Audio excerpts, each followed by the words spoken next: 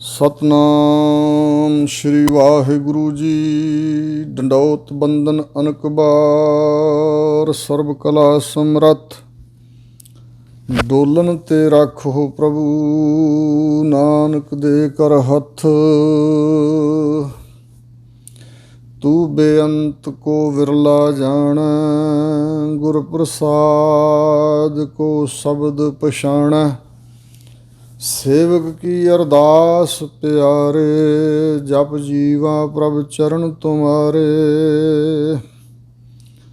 ਸਤਨਾਮ ਸ਼੍ਰੀ ਵਾਹਿਗੁਰੂ ਜੀ। ਰਾਗ ਗੌੜੀ ਗਵਾਰੇਰੀ, ਮਹੱਲਾ ਪੰਜਵਾ। ਚੌਪਦੇ ਦੋ ਪਦੇ, ਇੱਕ ਓੰਕਾਰ ਸਤਿਗੁਰ ਪ੍ਰਸਾਦ। ਜੋ ਪਰਾਇਓ ਸੋਈ ਆਪਣਾ, ਜੋ ਤਜ ਛੋਡਨ ਤਿਸ ਸਿਓ ਮਨ ਰਚਨਾ। ਜੋ ਪਰਾਇਓ ਸੋਈ ਆਪਣਾ। ਵਾਹਿਗੁਰੂ ਜੀ ਕਾ ਖਾਲਸਾ, ਵਾਹਿਗੁਰੂ ਜੀ ਕੀ ਫਤਿਹ। ਗਰੀਬ ਨਵਾਜ ਪਤ ਪਾਵਨ, ਭਗਤ ਵਸ਼ਲ, ਕਿਰਪਾ ਦੇ ਖਜ਼ਾਨੇ ਸਤਿਗੁਰੂ। ਦਸਾਂ ਪਾਤਸ਼ਾਹੀਆਂ ਦੇ ਆਤਮਿਕ ਗਿਆਨ ਸਰੂਪ, ਹਿਰਦਾ ਸਰੂਪ, ਸ਼ਬਦ ਸਰੂਪ ਸਤਿਗੁਰੂ ਧੰਨ ਗੁਰੂ ਗ੍ਰੰਥ ਸਾਹਿਬ ਜੀ ਦੀ ਸਾਜੀ ਨਵਾਜੀ ਪਰਮ ਸਨਮਾਨਯੋਗ ਸਾਧ ਸੰਗਤ ਜੀਓ। ਸਤਿਗੁਰਾਂ ਦੀ ਕਿਰਪਾਲਤਾ ਦੁਆਰਾ ਜੋ ਹਜ਼ੂਰ ਦੀ ਮੁੱਖ ਵਾਕ ਅੰਮ੍ਰਿਤਮਈ ਧੁਰ ਕੀ ਬਾਣੀ ਦੀ ਲੜੀਵਾਰ ਵਿਚਾਰ ਆਰੰਭ ਹੈ। ਗੁਰੂ ਕਿਰਪਾ ਸਦਕਾ ਸ਼੍ਰੀ ਗੁਰੂ ਗ੍ਰੰਥ ਸਾਹਿਬ ਮਹਾਰਾਜ ਦੇ 185 ਅੰਗ ਤੱਕ ਇਹ ਕਥਾ ਪਹੁੰਚੀ ਹੈ ਔਰ ਗੌੜੀ ਰਾਗ ਦੇ 97 ਸ਼ਬਦਾਂ ਦੀ ਵਿਚਾਰ ਹੁਣ ਤੱਕ ਹੋਈ ਹੈ।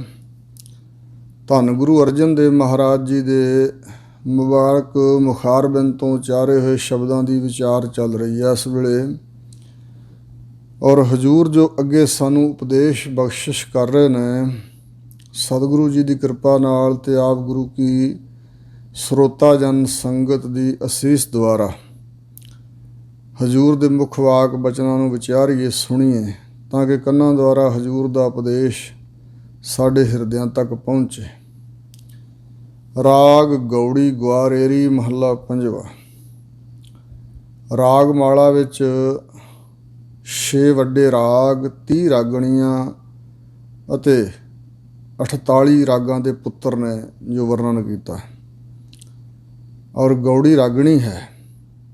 ਪਰ ਸਤਿਗੁਰੂ ਮਹਾਰਾਜ ਗੁਰੂ ਗ੍ਰੰਥ ਸਾਹਿਬ ਦੀ ਪਵਿੱਤਰ ਬਾਣੀ ਜਿੱਥੇ ਲਿਖਾਈ ਹੈ, ਰਾਗਣੀਆਂ ਨੂੰ ਵੀ ਜਿਵੇਂ ਟੋਡੀ ਰਾਗਣੀ ਹੈ ਉੱਥੇ ਵੀ ਰਾਗ ਟੋਡੀ ਸਿਰਲੇਖ ਲਿਖਿਆ। ਇਸੇ ਤਰ੍ਹਾਂ ਇੱਥੇ ਇਹ ਗੌੜੀ ਰਾਗ। ਗੌੜੀ ਰਾਗ ਸੁਲੱਖਣੀ ਜੇ ਖਸਮੈ ਚਿੱਤ ਕਰੇ, ਆਦਿਕ ਬਚਨ ਕਹੇ ਨੇ। ਇਹ ਗੌੜੀ ਰਾਗਣੀ ਅੰਦਰ ਇਹਦੀ ਜੋ ਵੰਨਗੀ ਹੈ ਗਵਾਰੇਰੀ, ਇਸ ਦੇ ਅੰਦਰ ਪੰਚਮ ਪਾਤਸ਼ਾਹ ਸ਼ਹੀਦਾਂ ਦੇ ਸਰਤਾਜ, ਸ਼ਾਂਤੀ ਅਤੇ ਨਿਮਰਤਾ ਦੀ ਹੱਦ ਧੰਨ ਗੁਰੂ ਅਰਜਨ ਦੇਵ ਮਹਾਰਾਜ ਬਚਨ ਫਰਮਾ ਰਹੇ ਨੇ। ਚੌਪਦੇ, ਜਿਨ੍ਹਾਂ ਸ਼ਬਦਾਂ ਦੇ 4-4 ਪਦ ਹੋਣ, 4-4 ਚਰਨ ਹੋਣ। ਦੋ ਪਦੇ, ਜਿਨ੍ਹਾਂ ਸ਼ਬਦਾਂ ਦੇ 2-2 ਪਦ ਹੋਣ, 2-2 ਚਰਨ ਹੋਣ। ਕੁਝ ਚੌਪਦੇ ਅਤੇ ਕੁਝ ਦੋ ਪਦੇ ਅੱਗੇ ਆ ਰਹੇ ਨੇ। ਇੱਕ ਓੰਕਾਰ ਸਤਿਗੁਰ ਪ੍ਰਸਾਦ। ਬੀਜ ਰੂਪ ਮੰਗਲ ਉਚਾਰਦੇ ਹਨ ਗੁਰਦੇਵ ਕਿ ਸਾਡਾ ਇਸ਼ਟ ਇੱਕੋ ਇੱਕ ਹੈ, ਵਾਹਿਗੁਰੂ ਪਰਮਾਤਮਾ। ਬਲਕਿ ਉਹ ਓੰਕਾਰ ਜਿਹਨੇ ਸ੍ਰਿਸ਼ਟੀ ਦੀ ਰਚਨਾ ਕੀਤੀ, ਉਹ ਵਾਹਦ ਇੱਕੋ ਹੀ ਹਸਤੀ ਹੈ, ਪਹਿਲਾਂ ਵੀ, ਹੁਣ ਵੀ, ਅੱਗੇ ਨੂੰ ਵੀ ਇੱਕ ਹੀ ਰਹੇਗਾ। ਉਹਦੇ ਵਰਗਾ ਹੋਰ ਦੂਜਾ ਉਸ ਪਰਮਾਤਮਾ ਦਾ ਕੋਈ ਸ਼ਰੀਕ ਨਹੀਂ ਹੈ, ਨਾ ਹੋ ਸਕਦਾ। ਓੰਕਾਰ ਸਭਨਾਂ ਦਾ ਪ੍ਰਕਾਸ਼ਕ ਹੈ, ਰਚੇਤਾ ਹੈ, ਇੱਕੋ ਹੀ ਵਾਹਿਗੁਰੂ। ਸਤ ਚੇਤਨ ਆਨੰਦ ਸਰੂਪ ਹੈ। ਸੱਚੇ ਗੁਰਾਂ ਦੀ ਪ੍ਰਸਾਦ ਕਿਰਪਾ ਨਾਲ ਵਾਹਿਗੁਰੂ ਜੀ ਦਾ ਮਿਲਾਪ ਹੁੰਦਾ। ਸਤਿਗੁਰੂ ਮਹਾਰਾਜ ਰਹਾਉ ਦੀਆਂ ਪੰਕਤੀਆਂ ਵਿੱਚ ਪ੍ਰਸ਼ਨਵਾਚਕ ਬਚਨ ਕਰ ਰਹੇ ਨੇ। ਜੇ ਸਾਡੇ ਵੱਲੋਂ ਪ੍ਰਸ਼ਨ ਹੋਏ ਭਈ ਮਹਾਰਾਜ ਜੋ ਗੁਸਾਈ ਪਰਮੇਸ਼ਰ ਅਕਾਲ ਪੁਰਖ ਹੈ, ਉਸ ਨੂੰ ਅਸੀਂ ਕਿਸੇ ਤਰ੍ਹਾਂ ਮਿਲ ਸਕਦੇ ਹਾਂ ਅਤੇ ਸਾਥੋਂ ਕਿਉਂ ਨਹੀਂ ਮਿਲਿਆ ਜਾ ਸਕਦਾ? ਪਰਮਾਤਮਾ ਤੋਂ ਸਾਡਾ ਵਿਛੋੜਾ ਹੀ ਕਿਉਂ ਪਿਆ ਹੋਇਆ? ਐਡੀ ਵਿੱਥ ਕਿਉਂ ਪਈ ਹੋਈ ਹੈ? ਤਾਂ ਹਜ਼ੂਰ ਨੇ ਦੱਸਿਆ ਵੀ ਕਹੋ ਗੁਸਾਈ ਮਿਲੀਐ ਕੇ। ਭਾਈ ਕਹੋ ਖਾਂ, ਦੱਸੋ ਖਾਂ, ਵਿਚਾਰ ਕੇ ਦੱਸੋ ਤਾਂ ਸਹੀ ਵੀ ਗੁਸਾਈ ਜੋ ਸ੍ਰਿਸ਼ਟੀ ਦਾ ਸਾਈਂ ਮਾਲਕ ਹੈ ਨਾ, ਪ੍ਰਿਥਵੀ ਦਾ, ਸ੍ਰਿਸ਼ਟੀ ਦਾ, ਕੁਦਰਤ ਦਾ, ਲੁਕਾਈ ਦਾ, ਉਸ ਨੂੰ ਕਿਵੇਂ ਮਿਲਿਆ ਜਾ ਸਕਦਾ ਹੈ? ਕਿਉਂਕਿ ਜੋ ਵਿਵਰਜਿਤ ਤਿਸ ਸਿਉਨੇ, ਜਿਸ ਮਾਇਆ ਦੇ ਮੋਹ ਤੋਂ ਵਿਵਰਜਿਤ ਕੀਤਾ, ਚੰਗੀ ਤਰ੍ਹਾਂ ਵਰਜਿਆ ਸਾਨੂੰ ਸਤਿਗੁਰਾਂ ਨੇ, ਪੈਗੰਬਰਾਂ ਨੇ, ਰਿਸ਼ੀਆਂ ਮੁਨੀਆਂ, ਅਵਤਾਰਾਂ ਨੇ। ਤੇ ਦੋ ਪਾਸੇ ਨੇ, ਇੱਕ ਤਾਂ ਇਹ ਮਾਇਆ ਦੇ ਮੋਹ ਵਾਲਾ ਸੰਸਾਰ ਵਾਲਾ, ਇੱਕ ਨਿਰੰਕਾਰ ਵਾਲਾ ਹੈ। ਤੇ ਜੇ ਤੁਸੀਂ ਤਰਨਾ ਚਾਹੁੰਦੇ ਹੋ, ਵਿਕਾਰਾਂ ਤੋਂ, ਪਾਪਾਂ ਤੋਂ ਬਚ ਕੇ ਆਪਣੀ ਆਤਮਾ ਨੂੰ ਸੁਤੰਤਰ ਕਰਨਾ ਚਾਹੁੰਦੇ ਹੋ, ਜੰਮਣ ਮਰਨ ਤੋਂ ਖਹਿੜਾ ਛਡਾਉਣਾ ਚਾਹੁੰਦੇ ਹੋ, ਤਾਂ ਫਿਰ ਜਿਹੜਾ ਦ੍ਰਿਸ਼ਮਾਨ ਪ੍ਰਪੰਚ ਆ ਨਾ, ਮਾਇਆ ਰਚੀ ਹੋਈ ਪ੍ਰਮਾਤਮਾ ਦੀ, ਇਹਦੇ ਨਾਲੋਂ ਮੋਹ ਤੋੜੋ। ਤੇ ਜੋ ਅਣਡਿੱਠਾ ਪ੍ਰੀਤਮ ਹੈ ਇਸ ਮਾਇਆ ਵਿੱਚ ਸਮਾਇਆ ਹੋਇਆ, ਜਿਹਨੇ ਰਚ ਕੇ ਮਾਇਆ ਨੂੰ ਤੇ ਵਿੱਚ ਆਪਣੀ ਸਮਾਈ ਕੀਤੀ ਹੈ, ਉਸ ਵਾਹਿਗੁਰੂ ਵੱਲ ਨੂੰ ਰੁਖ ਕਰੋ। ਆਪਣਾ ਜਿਹੜਾ ਪਿਆਰ ਹੈ, ਦਿਲ ਦੀ ਜੋ ਭਾਵਨਾ, ਲਗਨ ਲਗਾਓ ਹੈ, ਉਸ ਪਰਮਾਤਮਾ ਨਾਲ ਕਰੋ। ਤਾਂ ਹਜ਼ੂਰ ਕਹਿੰਦੇ ਨੇ, ਤਾਂ ਨਹੀਂ ਗੁਸਾਈ ਪਰਮਾਤਮਾ ਨੂੰ ਮਿਲਿਆ ਜਾ ਸਕਦਾ ਜੋ ਵਿਵਰਜਿਤ ਤਿਸ ਸਿਉਨੇ, ਜਿਸ ਨੂੰ ਚੰਗੀ ਤਰ੍ਹਾਂ ਵਰਜਿਆ ਜਿਨ੍ਹਾਂ ਕੰਮਾਂ ਤੋਂ, ਮੰਦ ਕਰਮਾਂ ਤੋਂ, ਵਿਕਾਰਾਂ ਦੇ ਅਧੀਨ ਹੋ ਕੇ ਕਮਾਉਣ ਵਾਲੇ ਕਰਮਾਂ ਤੋਂ, ਜਿਹੜੀਆਂ ਚੀਜ਼ਾਂ ਤੋਂ ਵਿਵਰਜਿਤ ਕੀਤਾ ਹੈ, ਚੰਗੀ ਤਰ੍ਹਾਂ ਵਰਜਿਆ ਹੋੜਿਆ ਸਾਨੂੰ ਤਿਸ ਸਿਉਨੇ। ਤੇ ਉਸ ਮਾਇਆ ਦੇ ਨਾਲ, ਮਾਇਕੀ ਪਦਾਰਥਾਂ ਦੇ ਨਾਲ, ਉਸ ਸੰਸਾਰ ਦੇ ਨਾਲ ਸਾਡਾ ਨੇਹ ਲੱਗਾ ਹੋਇਆ। ਜਦੋਂ ਲਗਾਓ ਹੀ ਸੰਸਾਰ ਨਾਲ ਹੈ, ਨਿਰੰਕਾਰ ਨਾਲ ਲਗਾ ਹੀ ਨਹੀਂ ਪੈਦਾ ਹੋਇਆ, ਤੇ ਫਿਰ ਉਸ ਗੁਸਾਈ ਨੂੰ ਦੱਸੋ ਫਿਰ ਕਿਵੇਂ ਮਿਲਿਆ ਜਾ ਸਕਦਾ? ਸਾਡੀ ਹਾਲਤ ਬਿਆਨ ਕਰ ਰਹੇ ਨੇ ਸਤਿਗੁਰੂ। ਜੋ ਪਰਾਇਓ ਸੋਈ ਆਪਣਾ, ਜੋ ਕੁਛ ਪਰਾਇਆ ਹੈ, ਬੇਗਾਨਾ ਹੈ, ਆਪਣਾ ਹੈ ਹੀ ਨਹੀਂ। ਮਨ ਵਿੱਚ ਉਸ ਨੂੰ ਆਪਣਾ ਬਣਾਇਆ ਹੋਇਆ। ਇਹ ਸਰੀਰ ਦੱਸੋ ਆਪਣਾ ਕਿਵੇਂ ਹੋਇਆ? ਹਜ਼ੂਰ ਕਹਿੰਦੇ ਨੇ, ਇਸ ਨੂੰ ਕੂੜ ਬੋਲ ਕੇ ਖਵਾਲੀ ਹੈ, ਜੇ ਪਿਆ ਹੀ ਛੱਡ ਜਾਏ। ਇਹ ਦੇਹੀ ਨੂੰ ਝੂਠ ਬੋਲ ਬੋਲ ਕੇ, ਠੱਗੀਆਂ ਮਾਰ ਮਾਰ ਕੇ ਅਸੀਂ ਵੰਨ ਸੁਵੰਨੇ ਪਦਾਰਥ ਖਵਾਉਂਦੇ ਹਾਂ। ਇਸ ਦੇਹੀ ਦੇ ਉੱਪਰ ਕੱਪੜੇ ਸੋਹਣੇ ਸੋਹਣੇ ਪਹਿਨਣ ਦੀ ਇੱਛਾ ਰੱਖਦੇ ਹਾਂ, ਵੀ ਮਹਿੰਗੇ ਮਹਿੰਗੇ ਕੱਪੜੇ ਪਹਿਨੀਏ। ਇਸ ਦੇਹੀ ਦੇ ਸੁੱਖਾਂ ਵਾਸਤੇ ਮਹੱਲ ਵੱਡੇ ਚਾਹੀਦੇ ਨੇ, ਉੱਥੇ ਏਸੀ ਚਾਹੀਦੇ ਨੇ, ਜਾਂ ਪੱਖਾ ਝੱਲਣ ਲਈ ਨੌਕਰ ਚਾਕਰ ਚਾਹੀਦੇ ਨੇ। ਇਹ ਦੇਹੀ ਤੋਂ ਆਰੰਭਤਾ ਹੁੰਦੀ ਹੈ ਮੋਹ ਦੀ। ਇਹ ਦੇਹੀ ਵੀ ਤਾਂ ਆਪਣੀ ਨਹੀਂ, ਨਾ ਅਸੀਂ ਆਪ ਬਣਾਈ ਹੈ, ਨਾ ਸਾਡੇ ਹੁਣ ਕੰਟਰੋਲ ਸਵੈ ਕਾਬੂ ਵਿੱਚ ਹੈ, ਨਾ ਆਪਣੀ ਮਰਜ਼ੀ ਨਾਲ ਇਸ ਦੇਹੀ ਨੂੰ ਅਸੀਂ ਕਾਇਮ ਰੱਖ ਸਕਦੇ ਹਾਂ। ਜਦੋਂ ਵਾਹਿਗੁਰੂ ਦਾ ਹੁਕਮ ਹੋਇਆ ਤੇ ਇਸ ਕਾਇਆ ਨੇ, ਇਸ ਮੜੋਲੀ ਨੇ, ਇਸ ਮਿੱਟੀ ਦੀ ਬਣੀ ਹੋਈ ਜਿਹੜੀ ਠੇਰੀ ਹੈ, ਇਹਨੇ ਢਹਿ ਜਾਣਾ। ਇਹ ਮਿੱਟੀ ਦਾ ਕੋਟ ਹੈ ਤੇ ਔਰ ਹੈ ਵੀ ਆਪਣੇ ਅਖਤਿਆਰ ਵਿੱਚ ਨਹੀਂ, ਨਾ ਆਪ ਬਣਾਈ, ਆਪਣੀ ਤਾਂ ਹੈ ਨਹੀਂ। ਤੇ ਇਸੇ ਤਰ੍ਹਾਂ ਇਸ ਦੇਹੀ ਤੋਂ ਅੱਗੇ ਧਰਮ ਪਤਨੀ ਹੈ, ਧੀਆਂ ਪੁੱਤਰ ਹਨ, ਜਾਂ ਕੁਛ ਧਨ ਦੌਲਤ ਆਪਣੇ ਪਾਸ, ਜੋ ਕੁਝ ਵੀ ਹੈ ਤਾਂ ਪਰਾਇਆ ਹੀ, ਆਪਣਾ ਤਾਂ ਹੈ ਨਹੀਂ। ਤੇ ਪਰ ਸਾਡੀ ਹਾਲਤ ਇਹ ਹੈ, ਸਭ ਕੁਛ ਆਪਣਾ, ਇੱਕ ਰਾਮ ਪਰਾਇਆ। ਰਾਮ ਨੂੰ ਪਰਾਇਆ, ਬੇਗਾਨਾ ਸਮਝਿਆ ਹੋਇਆ, ਤੇ ਬਾਕੀ ਸਾਰਾ ਕੁਛ ਕਹਿੰਦੇ ਆ ਸਾਡਾ ਆਪਣਾ। ਮਨ 'ਚ ਇਹ ਅਵਸਥਾ ਹੈ। ਮੁੱਖ ਤੋਂ, ਜ਼ਬਾਨ ਤੋਂ ਜੋ ਮਰਜ਼ੀ ਗਿਆਨ ਧਿਆਨ ਕਥਨ ਕਰੀਏ, ਪਰ ਮਨ ਨੇ ਪਕੜ ਇਹੀ ਰੱਖੀ ਹੈ, ਜੋ ਪਰਾਇਓ ਸੋਈ ਆਪਣਾ। ਜੋ ਕੁਛ ਪਰਾਇਆ ਹੋ ਜਾਣ ਵਾਲਾ ਹੈ, ਉਹੀ ਆਪਣਾ ਸਮਝਿਆ ਹੋਇਆ। ਜੋ ਤਜ ਛੋਡਨ ਤਿਸਿਓ ਮਨ ਰਚਨਾ, ਜੋ ਜੀਵ ਛੱਡ ਕੇ ਚਲੇ ਜਾਂਦੇ ਨੇ, ਤਜ ਤਿਆਗ ਕੇ, ਛੱਡ ਕੇ ਚਲੇ ਜਾਂਦੇ ਨੇ। ਜੋ ਤਿਆਗ ਛੱਡਣਾ ਹੈ, ਤਿਸ ਸਿਓ ਮਨ ਰਚਨਾ, ਤੇ ਮਨ ਨੇ ਉਸ ਦੇ ਨਾਲ ਹੀ ਰਚਨਾ ਕੀਤੀ ਹੋਈ ਹੈ। ਮਨ ਦਾ ਰਚਨਾ ਉਸ ਨਾਲ ਹੀ ਹੋਇਆ ਹੋਇਆ। ਮਨ ਉਸ ਵਸਤੂ ਨਾਲ ਹੀ ਰਚਿਆ ਹੋਇਆ ਹੈ। ਜੇਤੀ ਸਮੱਗਰੀ ਦੇਖੋ ਰੇ ਨਰ, ਤੇਤੀ ਹੀ ਛੱਡ ਜਾਣੀ।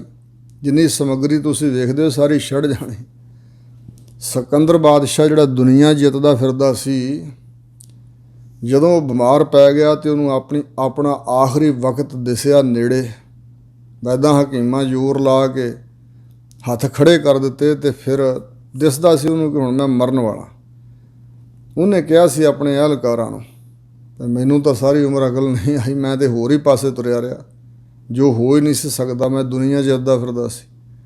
ਤੇ ਹੁਣ ਇੰਝ ਕਰਿਓ, ਜਦੋਂ ਮੈਂ ਮਰ ਗਿਆ ਤੇ ਮੇਰਾ ਜਨਾਜ਼ਾ ਲੈ ਕੇ ਜਾਓਗੇ ਨਾ ਦਫਨਾਉਣ ਵਾਸਤੇ, ਤੇ ਉਸ ਵੇਲੇ ਹੱਥ ਤੇ ਪੈਰ ਮੇਰੇ ਕਫਨ ਤੋਂ ਬਾਹਰ ਰੱਖਿਓ, ਤਾਂ ਕਿ ਦੁਨੀਆ ਦੇ ਹੋਰ ਲੋਕਾਂ ਨੂੰ ਸਿੱਖਿਆ ਮਿਲੇ ਕਿ ਇਹ ਵੱਡਾ ਬਾਦਸ਼ਾਹ ਕਹਾਉਂਦਾ ਸੀ, ਬੜਾ ਕੁਝ ਇਹਦੇ ਪਾਸ ਸੀ, ਪਰ ਅੱਜ ਹੱਥਾਂ ਤੋਂ ਖਾਲੀ ਤੇ ਪੈਰਾਂ ਤੋਂ ਵੀ ਨੰਗਾ ਜਾ ਰਿਹਾ। ਦੂਸਰੀ ਗੱਲ ਉਹਨੇ ਕਹੀ ਕਿ ਜਿੰਨੀ ਧਨ ਦੌਲਤ ਮੇਰੇ ਪਾਸ ਹੈ ਨਾ, ਹੀਰੇ ਲਾਲ ਜਵਾਹਰਾਤ ਜੋ ਕੁਝ ਵੀ ਹੈ, ਖਜ਼ਾਨਾ ਭਰਿਆ, ਸਾਰਾ ਕੁਝ ਰਸਤੇ ਦੇ ਦੋਹੀਂ ਪਾਸੇ ਵਿਛਾ ਦਿਓ। ਦੁਨੀਆ ਸਮਝੇ ਵੀ ਇਹ ਸਾਰਾ ਕੁਝ ਇਹਦੇ ਕੋਲ ਸੀ, ਪਰ ਇਹ ਵੀ ਇਹਨੂੰ ਮੌਤ ਤੋਂ ਬਚਾ ਨਹੀਂ ਸਕਿਆ, ਧਨ ਵੀ ਇਹਨੂੰ ਬਚਾ ਨਹੀਂ ਸਕਿਆ, ਬੜਾ ਪ੍ਰਬੰਧ ਸੀ ਇਹਦੇ ਕੋਲ। ਔਰ ਜਿੰਨੇ ਮੇਰੇ ਸ਼ਾਹੀ ਹਕੀਮ ਹਨ, ਵੈਦ ਹਕੀਮ, ਇਹ ਦੋਨੇ ਪਾਸੇ ਖੜੇ ਕਰ ਦਿਓ। ਤੇ ਇਹਦੋਂ ਵੱਡਾ ਪ੍ਰਬੰਧ ਤੇ ਹੋਰ ਦੁਨੀਆ ਦੇ ਕਿਸੇ ਬੰਦੇ ਕੋਲ ਨਹੀਂ ਨਾ। ਜਿਹੜੇ ਸਿਰੇ ਦੇ ਵੈਦ ਹਕੀਮ ਨੇ, ਸਭ ਤੋਂ ਵੱਡੇ ਵੱਡੇ ਵੈਦ ਨੇ, ਡਾਕਟਰ ਹਕੀਮ, ਅੱਜ ਕੱਲ੍ਹ ਡਾਕਟਰ ਕਹਿ ਲਓ, ਉਹ ਵੀ ਹੱਥ ਬੱਧੇ ਮੇਰੇ ਗੁਲਾਮ ਸਨ। ਆ ਵੇਖੋ ਖੜੇ ਦੋਹੀਂ ਪਾਸੇ, ਇਹ ਵੀ ਮੈਨੂੰ ਬਚਾ ਨਹੀਂ ਸਕੇ ਮੌਤ ਦੇ ਪੰਜੇ 'ਚੋਂ। ਅਤੇ ਇਸ ਪ੍ਰਕਾਰ ਇਹ ਸਿੱਖਿਆ ਤਾਂ ਮਿਲਦੀ ਹੈ ਸਾਨੂੰ ਸਾਰਿਆਂ ਨੂੰ। ਬੜਿਆਂ ਨੂੰ ਮਰਦਿਆਂ ਅਸੀਂ ਵੇਖਿਆ, ਅਤੇ ਉਹਨਾਂ ਨੂੰ ਕਬਰਾਂ ਨੂੰ ਜਾਂ ਸ਼ਮਸ਼ਾਨ ਭੂਮਿਕਾ ਨੂੰ, ਸਰੀਰਾਂ ਨੂੰ ਜਾਂਦਿਆਂ ਵੇਖਿਆ, ਪਰ ਫਿਰ ਵੀ ਮਨ ਜਿਹੜਾ ਹੈ ਇਹ ਪਤੀਜਦਾ ਨਹੀਂ, ਇਹ ਪ੍ਰਤੀਤੀ ਨਹੀਂ ਕਰਦਾ ਇਸ ਗੱਲ ਦੀ। ਹਜ਼ੂਰ ਕਹਿੰਦੇ ਨੇ ਝੂਠ ਬਾਤ ਸਾ ਸੱਚ ਕਰ ਜਾਤੀ। ਜਿਹੜੀ ਝੂਠੀ ਗੱਲ ਸੀ, ਸੰਸਾਰ ਦੇ ਧੰਦਿਆਂ ਦੀਆਂ ਜਿੰਨੀਆਂ ਗੱਲਾਂ ਹੈ ਤਾਂ ਸਭ ਝੂਠੀਆਂ ਹੀ। ਜਿਹੜੀ ਝੂਠ ਬਾਤ ਸੀ ਨਾ, ਝੂਠੀ ਗੱਲ ਸੀ, ਸੰਸਾਰ ਝੂਠਾ ਸੀ, ਨਾਸਵੰਤ ਚੀਜ਼ ਨੂੰ ਝੂਠਾ ਕਿਹਾ ਜਾਂਦਾ, ਉਹ ਸੱਚ ਕਰਕੇ ਜਾਤੀ ਜਾਣੀ ਹੈ ਇਸ ਮਨੁੱਖੀ ਮਨ ਨੇ। ਜੋ ਝੂਠ ਸੀ ਉਹਨੂੰ ਸੱਚ ਕਰਕੇ ਜਾਣ ਲਿਆ। ਸਤ ਹੋਵਨ ਮਨ ਲੱਗਿਆ ਨਾ ਰਾਤੀ। ਜਿਹੜੀ ਗੱਲ ਸੱਚ ਹੋਣ ਵਾਲੀ ਹੈ, ਭਾਵ ਅਟਲ ਸੱਚਾਈ ਮੌਤ ਹੈ, ਜੋ ਸੱਤ ਹੋਣਾ ਹੈ, ਜਿਹੜੀ ਜ਼ਰੂਰ ਬਰ ਜ਼ਰੂਰ ਮੌਤ ਆਉਣੀ ਹੀ ਆਉਣੀ ਹੈ ਹਰ ਇੱਕ 'ਤੇ, ਉਹ ਸੱਤ ਹੋਵਨ, ਜੋ ਸੱਤ ਹੋਣ ਵਾਲਾ ਹੈ, ਸੱਚ ਹੋਣ ਵਾਲਾ ਹੈ, ਮਨ ਲੱਗਿਆ ਨਾ ਰਾਤੀ। ਜਿਹੜੀ ਗੱਲ ਸੱਚ ਹੋ ਜਾਣੀ ਹੈ ਨਾ, ਸੱਚੋ ਸੱਚ ਵਾਪਰਨੀ ਹੈ, ਮਨ ਵਿੱਚ ਰੱਤੀ ਮਾਤਰ ਵੀ ਨਹੀਂ ਲੱਗਦੀ, ਤੋਂ ਮਤਲਬ ਚੰਗੀ ਨਹੀਂ ਲੱਗਦੀ। ਮਨ ਵਿੱਚ ਰੱਤੀ ਮਾਤਰ ਵੀ ਚੰਗੀ ਨਹੀਂ ਲੱਗਦੀ, ਮਨ ਨੂੰ ਜੱਚਦੀ ਨਹੀਂ, ਮਨ ਨੂੰ ਉਹ ਪਸੰਦ ਹੀ ਨਹੀਂ ਵੀ ਹੈ ਮੈਂ ਵੀ ਮਰਾਂਗਾ, ਮੇਰੇ ਬਾਰੇ ਨਾ ਕੋਈ ਗੱਲ ਕਰੇ ਵੀ ਮੈਂ ਮਰ ਜਾਣਾ। ਜੋ ਤੂੰ ਮੈਂ ਬਣਿਆ ਹੋਇਆ ਇਹ ਤਾਂ ਮਰੇਗਾ ਹੀ ਮਰੇਗਾ। ਸਰੀਰ ਜੋ ਤੂੰ ਆਪਣਾ ਰੂਪ ਮੰਨਿਆ ਹੋਇਆ ਇਹ ਤਾਂ ਰਹਿਣਾ ਨਹੀਂ ਨਾ, ਇਹ ਤਾਂ ਅਟਲ ਸੱਚਾਈ ਹੈ। ਪਰ ਇਹ ਗੱਲ ਸੁਣਨੀ ਨਹੀਂ ਚਾਹੁੰਦਾ। ਬਾਵੇ ਮਾਰਗ ਟੇਢਾ ਚੱਲਣਾ। ਬਾਵੇ ਦਾ ਅਰਥ ਹੈ, ਬਾਵੇ ਦਾ ਬਾਏਂ, ਖੱਬੇ ਪਾਸੇ ਦਾ ਅਰਥ ਵਿਦਵਾਨਾਂ ਕੀਤਾ। ਖੱਬੇ ਪਾਸੇ ਦਾ ਮਤਲਬ ਉਲਟੇ ਪਾਸੇ, ਉਲਟੇ ਪਾਸੇ ਚੱਲਣਾ। ਨਿਰੰਕਾਰ ਪਰਮਾਤਮਾ ਦੇ ਰਸਤੇ ਨੂੰ ਛੱਡ ਕੇ ਜਿਹੜਾ ਉਲਟਾ ਰਸਤਾ ਨਾ, ਪੁੱਠਾ ਰਸਤਾ, ਭੈੜੇ ਪਾਸੇ ਜਾਣ ਵਾਲਾ, ਮੰਦ ਕਰਮਾਂ ਵਾਲਾ ਰਸਤਾ, ਉਸ ਮਾਰਗ 'ਤੇ ਵਿੰਗ ਟੇਢ ਪਾ ਕੇ ਜੀਵਨ ਵਿੱਚ, ਜੀਵਨ ਦੀ ਮਰਿਆਦਾ ਤੋਂ ਟੇਢੇ ਚੱਲਣਾ, ਜੋ ਮਰਿਆਦਾ ਨਹੀਂ ਹੈ। ਸਾਡੇ ਇਨਸਾਨਾਂ ਵਾਸਤੇ ਬੜਾ ਸਬਕ, ਬੜਾ ਉਪਦੇਸ਼ ਦਿੱਤਾ ਗਿਆ, ਬੜੇ ਗ੍ਰੰਥ ਰਚੇ ਗਏ, ਅਤੇ ਫਿਰ ਵੀ ਉੱਧਰੋਂ ਅਸੀਂ ਉਸ ਸਿੱਧੇ ਮਾਰਗ 'ਤੇ ਨਹੀਂ ਚੱਲਦੇ, ਟੇਢੇ ਚੱਲਦੇ। ਟੇਢੀ ਪਾਗ ਟੇਢੇ ਚੱਲੇ ਲਾਗੇ ਬੀਰੇ ਖਾਨ। ਭਾਉ ਭਗਤ ਸਿਉ ਕਾਜ ਨਾ ਕਛੂ ਹੈ, ਮੇਰੋ ਕਾਮ ਦੀਵਾਨ। ਰਾਮ ਵਿਸਾਰਿਓ ਹੈ ਅਭਿਮਾਨ। ਹਿਰਦੇ 'ਚ ਅਭਿਮਾਨ ਧਾਰ ਕੇ ਰਾਮ ਕਬੀਰ ਜੀ ਕਹਿੰਦੇ ਵਿਸਾਰ ਛੱਡਿਆ। ਬਾਵਾ ਮਾਰਗ ਟੇਢਾ ਚੱਲ, ਟੇਢੀ ਪਾਗ ਟੇਢੇ ਚੱਲੇ। ਹੰਕਾਰ 'ਚ ਆ ਕੇ ਪੱਗ ਵੀ ਟੇਢੀ ਬੱਧੀ, ਕਰਮ ਵੀ ਟੇਢੇ ਕੀਤੇ। ਸਿੱਧਾ ਛੋੜ ਅਪੂਠਾ ਬੁਣਨਾ। ਜਿਹੜਾ ਕਰਮਾਂ ਦੀ ਬੁਣਤੀ ਸਿੱਧੇ ਪਾਸੇ ਨੂੰ ਕਰਨੀ ਸੀ, ਉਹ ਸਿੱਧਾ ਰਾਹ ਛੱਡ ਕੇ ਨਾ, ਸਿੱਧਾ ਬੁਣਨਾ ਛੱਡ ਕੇ ਅਪੂਠਾ ਮਤਲਬ ਪੁੱਠਾ ਬੁਣਨਾ ਸ਼ੁਰੂ ਕੀਤਾ ਹੋਇਆ। ਜਿਹੜੀ ਤਾਣੀ ਜੀਵਨ ਦੀ ਹੈ ਉਹ ਪੁੱਠੀ ਬੁਣਨੀ ਸ਼ੁਰੂ ਕੀਤੀ ਹੋਈ ਹੈ। ਭਾਵ ਉੱਥੇ ਹੀ ਅਰਥ ਹੈ ਵੀ ਮਾੜੇ ਪਾਸੇ, ਪੁੱਠਾ ਰਾਹ। ਸਤਿਗੁਰਾਂ ਦੇ, ਪੈਗੰਬਰਾਂ, ਰਿਸ਼ੀਆਂ ਮੁਨੀਆਂ ਦੇ ਜਿਹੜੇ 7 ਵਾਕ ਹਨ, ਜੋ ਕਰਮ ਕਰਨ ਲਈ ਕਿਹਾ ਗਿਆ, ਉਹ ਛੱਡ ਕੇ ਜਿੱਧਰੋਂ ਵਰਜਿਆ ਗਿਆ ਉਸ ਪਾਸੇ ਨੂੰ ਤੁਰਨਾ, ਇਹ ਹੈ ਪੁੱਠਾ ਚੱਲਣਾ। ਪੁੱਠੀ ਤਾਣੀ ਕਰਮਾਂ ਦੀ ਬੁਣਦਾ ਜੀ। ਪਰ ਹਜ਼ੂਰ ਕਹਿੰਦੇ ਨੇ ਕੀ ਜੀਆਂ ਨੂੰ ਕਹੀਏ, ਕਿਸੇ ਦੀ ਨਿੰਦਾ ਕੀ ਕਰਨੀ, ਕਿਸੇ ਨੂੰ ਕੀ ਸਲਾਹੁਣਾ। ਕਹਿੰਦੇ ਦੋਹਾਂ ਸਿਰਿਆ ਕਾ ਖਸਮ ਪ੍ਰਭ ਸੋਈ। ਜਿਹੜੇ 2 ਸਿਰੇ ਨੇ ਨਾ, ਇੱਕ ਸਿੱਧਾ ਮਾਰਗ ਅਤੇ ਇੱਕ ਪੁੱਠਾ ਮਾਰਗ। ਅਕਸਰ ਇਸ ਸੰਸਾਰ 'ਚ 2 ਹੀ ਸਿਰੇ ਨੇ, ਪਾਪ ਹੈ, ਪੁੰਨ ਹੈ, ਧਰਮ ਹੈ, ਅਧਰਮ ਹੈ, ਝੂਠ ਹੈ, ਸੱਚ ਹੈ, ਪਰਮਾਰਥ ਹੈ, ਸੁਆਰਥ ਹੈ, ਸੰਸਾਰ ਹੈ, ਨਿਰੰਕਾਰ ਹੈ। ਇਹ ਦੋਵਾਂ ਸਿਰਿਆਂ ਦਾ ਖਸਮ ਤਾਂ ਪਰਮਾਤਮਾ ਮਾਲਕ ਆਪ ਹੀ ਹੈ ਨਾ। ਜਿਸ ਮੇਲੇ ਨਾਨਕ ਸੋ ਮੁਕਤਾ ਹੋਈ। ਸਤਿਗੁਰੂ ਅਰਜਨ ਦੇਵ ਮਹਾਰਾਜ ਕਹਿੰਦੇ ਨੇ ਅਕਾਲ ਪੁਰਖ 'ਤੇ ਨਿਰਭਰ ਹੈ। ਭਾਈ ਜਿਸ ਨੂੰ ਉਹ ਮੇਲਣਾ ਚਾਹੁੰਦਾ, ਜਿਸ ਨੂੰ ਆਪਣੇ ਨਾਲ ਮੇਲ ਲੈਂਦਾ, ਸਤਸੰਗਤ ਕਰਾ ਕੇ, ਗੁਰਾਂ ਦੇ ਚਰਨੀ ਲਾ ਕੇ, ਆਪਣਾ ਸਿਮਰਨ ਕਰਵਾ ਕੇ, ਸੋ ਮੁਕਤਾ ਹੋਈ। ਉਹੀ ਮੁਕਤਾ ਸੁਤੰਤਰ ਆਜ਼ਾਦ ਬੰਦ ਖਲਾਸ ਉਹੀ ਹੋਵੇਗਾ। ਸਾਰੇ ਵਿਕਾਰਾਂ ਤੋਂ ਜੰਮਣ ਮਰਨ ਤੋਂ ਉਹ ਛੁੱਟ ਜਾਏਗਾ। ਉਹੀ ਮੁਕਤਾ ਰੂਪ ਹੋਵੇਗਾ। ਛੁਟਕਾਰਾ ਉਸ ਦਾ ਹੀ ਹੋਏਗਾ। ਗੌੜੀ ਗੁਆਰੇਰੀ ਮਹੱਲਾ ਪੰਜਵਾ। ਗੁਆਰੇਰੀ ਗੌੜੀ ਰਾਗਣੀ ਅੰਦਰ ਪੰਚਮ ਪਾਤਸ਼ਾਹ ਧੰਨ ਗੁਰੂ ਅਰਜਨ ਦੇਵ ਮਹਾਰਾਜ ਬਚਨ ਫਰਮਾਉਂਦੇ ਨੇ। ਹਿੰਦੁਸਤਾਨ ਦੇ ਅੰਦਰ ਇਹ ਰੀਤੀ ਰਿਵਾਜ ਬਹੁਤ ਜ਼ੋਰਾਂ ਸ਼ੋਰਾਂ 'ਤੇ ਸੀ ਕਿ ਜੇ ਕਿਸੇ ਇਸਤਰੀ ਦਾ ਪਤੀ ਚੜ੍ਹਾਈ ਕਰ ਜਾਏ ਨਾ, ਕਾਲਵਸ ਹੋ ਜਾਏ, ਤੇ ਮਰਿਆਦਾ ਹੀ ਬਣਾਈ ਹੋਈ ਸੀ ਕਿ ਜਿਹੜੀ ਇਸਤਰੀ ਹੈ ਉਹਨੇ ਆਪਣੀ ਪਤੀ ਦੀ ਚਿਖਾ 'ਚ ਛਾਲ ਮਾਰ ਕੇ ਸੜ ਕੇ ਮਰਨਾ। ਇਹਨੂੰ ਸਤੀ ਹੋਣਾ ਕਹਿੰਦਾ ਜਾਂਦਾ ਸੀ। ਪਰ ਸਤਿਗੁਰੂ ਅਮਰਦਾਸ ਮਹਾਰਾਜ ਨੇ ਇਹਦੇ ਖਿਲਾਫ ਪ੍ਰਚਾਰ ਆਪ ਵੀ ਕੀਤਾ। ਔਰ ਅਕਬਰ ਬਾਦਸ਼ਾਹ ਜੇ ਸਤਿਗੁਰਾਂ ਦੀ ਸ਼ਰਨ ਆਇਆ ਸੀ ਤਾਂ ਉਹਨੂੰ ਵੀ ਇਹ ਕਿਹਾ ਸੀ ਕਿ ਇਹ ਸਤੀ ਪ੍ਰਥਾ ਜਿਹੜੀ ਹੁਕਮਨ ਬੰਦ ਕਰਾਈ ਜਾਏ। ਘੁੰਡ ਕੱਢਣਾ, ਦਾਜ ਲੈਣਾ ਕੁੜੀਆਂ ਵਾਲਿਆਂ ਕੋਲੋਂ ਸਤੀ ਪ੍ਰਥਾ। ਤੇ ਜੇ ਪਤੀ ਕਾਲਵਸ ਹੋ ਜਾਏ ਤੇ ਪਤਨੀ ਨੂੰ ਚਿਖਾ 'ਚ ਕਿਉਂ ਪੈਣਾ ਪਏ? ਜੇ ਪਤਨੀ ਕਿਸੇ ਦੀ ਚੜ੍ਹਾਈ ਕਰ ਜਾਂਦੀ ਹੈ, ਕਾਲਵਸ ਹੋ ਜਾਂਦੀ ਹੈ, ਤੇ ਉਹ ਪਤੀ ਹੋਰ ਦੂਜਾ ਵਿਆਹ ਕਰਾ ਸਕਦਾ, ਤੇ ਇਸਤਰੀ ਕਿਉਂ ਨਹੀਂ? ਇਸਤਰੀ ਨੂੰ ਹੱਕ ਹੈ ਜਿਉਣ ਦਾ। ਬੜਾ ਦੁਰਲੱਭ ਜੀਵਨ ਹੈ ਪ੍ਰਾਪਤ ਹੋਇਆ ਵਾਹਿਗੁਰੂ ਵੱਲੋਂ, ਤੇ ਇਸ ਜੀਵਨ ਨੂੰ ਸਫਲਾ ਕਰਨਾ ਚਾਹੀਦਾ। ਇਹ ਨਹੀਂ ਵੀ ਪਰਮਾਤਮਾ ਦੀ ਰਜ਼ਾ ਦੇ ਉਲਟ ਚਿਖਾ 'ਚ ਪੈ ਕੇ ਤੇ ਸੜ ਜਾਈਏ, ਜੀਵਨ ਲੀਲਾ ਸਮਾਪਤ ਕਰ ਦਈਏ। ਇਹ ਠੀਕ ਨਹੀਂ। ਔਰ ਜਿਹੜੀਆਂ ਇੰਜ ਕਰਦੀਆਂ ਮਤ ਸਮਝਿਆ ਜਾਏ ਵੀ ਉਹ ਸਤੀਆਂ ਹੋ ਗਈਆਂ। ਸਤੀ ਤੇ ਪਤੀ ਵਰਤਾ ਔਰਤ ਨੂੰ ਕਿਹਾ ਜਾਂਦਾ। ਸਤੀਆਂ ਇਹਨ ਆਖੀਆਂ ਜੋ ਮੜਿਆਂ ਲੱਗ ਜਲਨ, ਨਾਨਕ ਸਤੀਆਂ ਜਾਣੀਆਂ ਸੀਲ ਸੰਤੋਖ ਰਹਨ, ਸੇਵਨ ਸਾਈਂ ਆਪਣਾ ਨਿਤ ਉੱਠ ਸੰਭਾਲੇਨ। ਇਸ ਤਰ੍ਹਾਂ ਦੇ ਬਚਨ ਹਜ਼ੂਰ ਨੇ ਕੀਤੇ ਨੇ। ਇੱਥੇ ਹਜ਼ੂਰ ਇਸ ਸੰਬੰਧ ਵਿੱਚ ਹੀ ਬਚਨ ਫਰਮਾ ਰਹੇ ਨੇ। ਪੁੱਛੀਏ ਵੀ ਸਤੀ ਹੋਣਾ ਚਾਹੀਦਾ ਕਿ ਨਹੀਂ ਔਰਤਾਂ ਨੂੰ, ਤੁਸੀਂ ਇਸ ਦੇ ਕਿਉਂ ਖਿਲਾਫ? ਹਜ਼ੂਰ ਦੱਸ ਰਹੇ ਨੇ ਵੀ ਕਲਯੁਗ ਮਹਿ ਮਿਲ ਆਏ ਸੰਜੋਗ। ਇਹ ਜਿਹੜਾ ਕਲਾ ਕਲੇਸ਼ ਦਾ ਯੁੱਗ ਜ਼ਮਾਨਾ ਸੰਸਾਰ ਕਲਯੁਗ ਹੋਣਾ ਇਸ ਵੇਲੇ, ਇਸ ਦੇ ਅੰਦਰ ਜਿਹੜੇ ਆਏ ਮਿਲੇ ਹਨ ਲੋਕ ਆਪਸ ਵਿੱਚ, ਸੰਜੋਗ ਹੋਇਆ। ਪੂਰਬਲੇ ਜਨਮਾਂ ਦੇ ਕਰਮਾਂ ਦਾ ਸੰਬੰਧ ਜਿਹੜਾ ਉਹਦੇ ਅਨੁਸਾਰ ਸੰਜੋਗ ਆ ਮਿਲੇ, ਪਤੀ ਪਤਨੀ ਦਾ ਮਿਲਾਪ ਹੋ ਗਿਆ।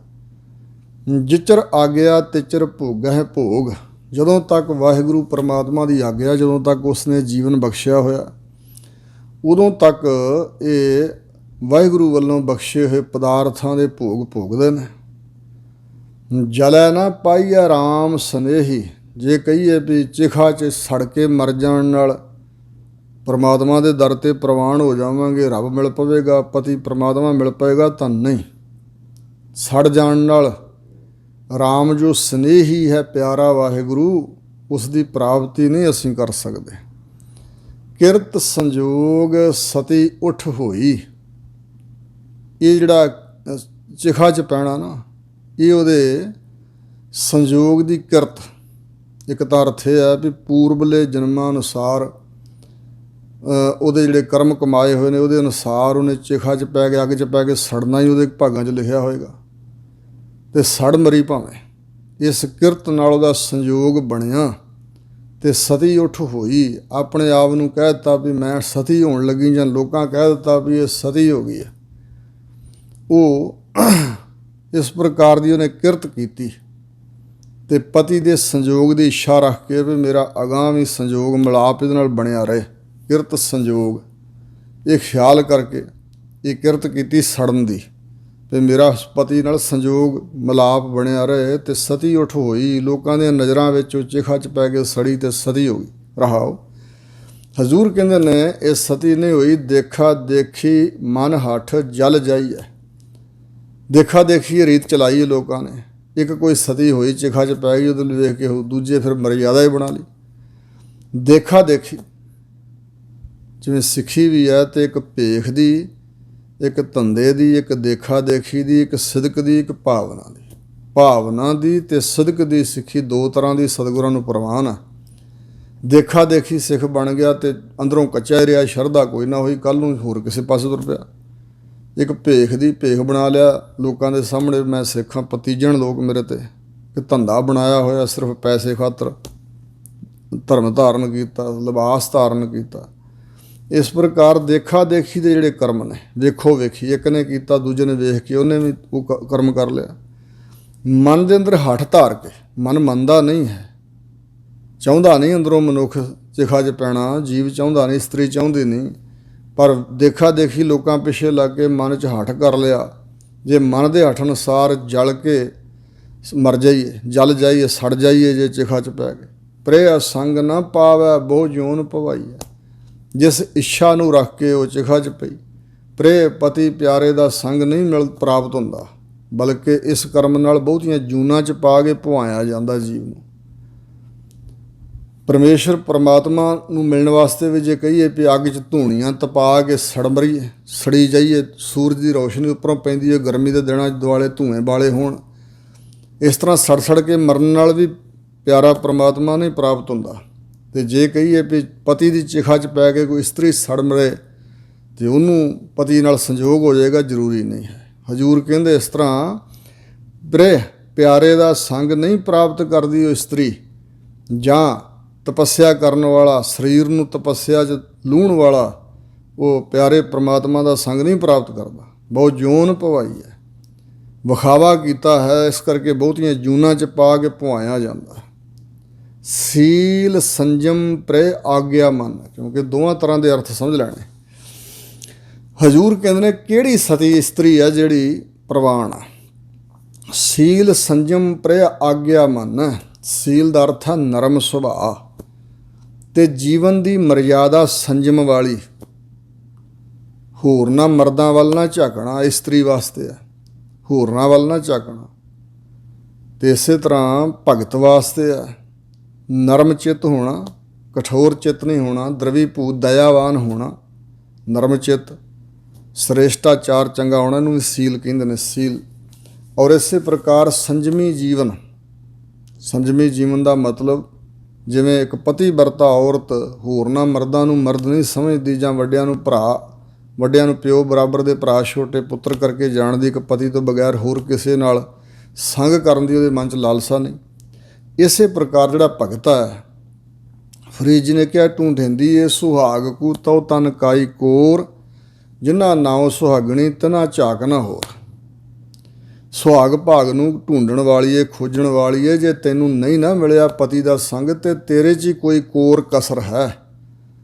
ਜਿਨ੍ਹਾਂ ਦਾ ਨਾਮ ਹੈ ਨਾ ਸੁਹਾਗਵੰਤੀਆਂ, ਪਤੀ ਦੀ ਪ੍ਰਾਪਤੀ ਵਾਲੀਆਂ, ਉਹਨਾਂ ਨੂੰ ਹੋਰ ਪਾਸੇ ਝਾਕ ਨਹੀਂ ਹੁੰਦੀ, ਹੋਰ ਪਾਸੇ ਨਹੀਂ ਉਹ ਤੱਕਦੀਆਂ, ਉਹਨਾਂ ਦੀ ਭਾਵਨਾ ਹੋਰ ਕਿਸੇ ਮਰਦ ਵੱਲ ਨਹੀਂ ਹੁੰਦੀ। ਇਸੇ ਤਰ੍ਹਾਂ ਵਾਹਿਗੁਰੂ ਨੂੰ ਛੱਡ ਕੇ ਕਿਸੇ ਹੋਰ ਦੇਵੀ ਦੇਵਤੇ, ਕਿਸੇ ਹੋਰ ਦੀ ਅਰਾਧਨਾ ਨਹੀਂ ਕਰਨੀ। ਸੀਲ ਸੰਜਮ ਪ੍ਰੇ ਆਗਿਆ ਮੰਨ, ਅਤੇ ਜਿਵੇਂ ਪਤੀ ਦੀ ਆਗਿਆ ਮੰਨਣ ਵਾਲੀ ਜਿਹੜੀ ਪਤੀ ਵਰਤਾ ਔਰਤ ਹੈ, ਉਹ ਪਤੀ ਦੀ ਪ੍ਰਸੰਨਤਾ ਹਾਸਲ ਕਰਦੀ ਹੈ। ਇਸੇ ਤਰ੍ਹਾਂ ਵਾਹਿਗੁਰੂ ਪਤੀ ਪਰਮਾਤਮਾ ਦੇ ਹੁਕਮ ਨੂੰ, ਭਾਣੇ ਨੂੰ, ਰਜਾ ਨੂੰ ਮੰਨਦਾ ਜਿਹੜਾ, ਤਿਸ ਨਾਰੀ ਕੋ ਦੁੱਖ ਨਾ ਜਮਾਨਾ। ਜਿਹੜੀ ਇਸਤਰੀ ਹੈ, ਪਤਨੀ, ਉਹ ਜੇ ਪਤੀ ਦੀ ਆਗਿਆ ਦਾ ਪਾਲਣ ਕਰਦੀ ਹੈ ਤਾਂ ਉਹਨੂੰ ਦੁੱਖ ਨਾ ਜਮਾਨਾ। ਇਹਦਾ ਅਰਥ ਕੀਤਾ ਜਮਾਂ ਦੇ ਦੂਤਾਂ ਦਾ ਦੁੱਖ ਨਹੀਂ ਹੈ।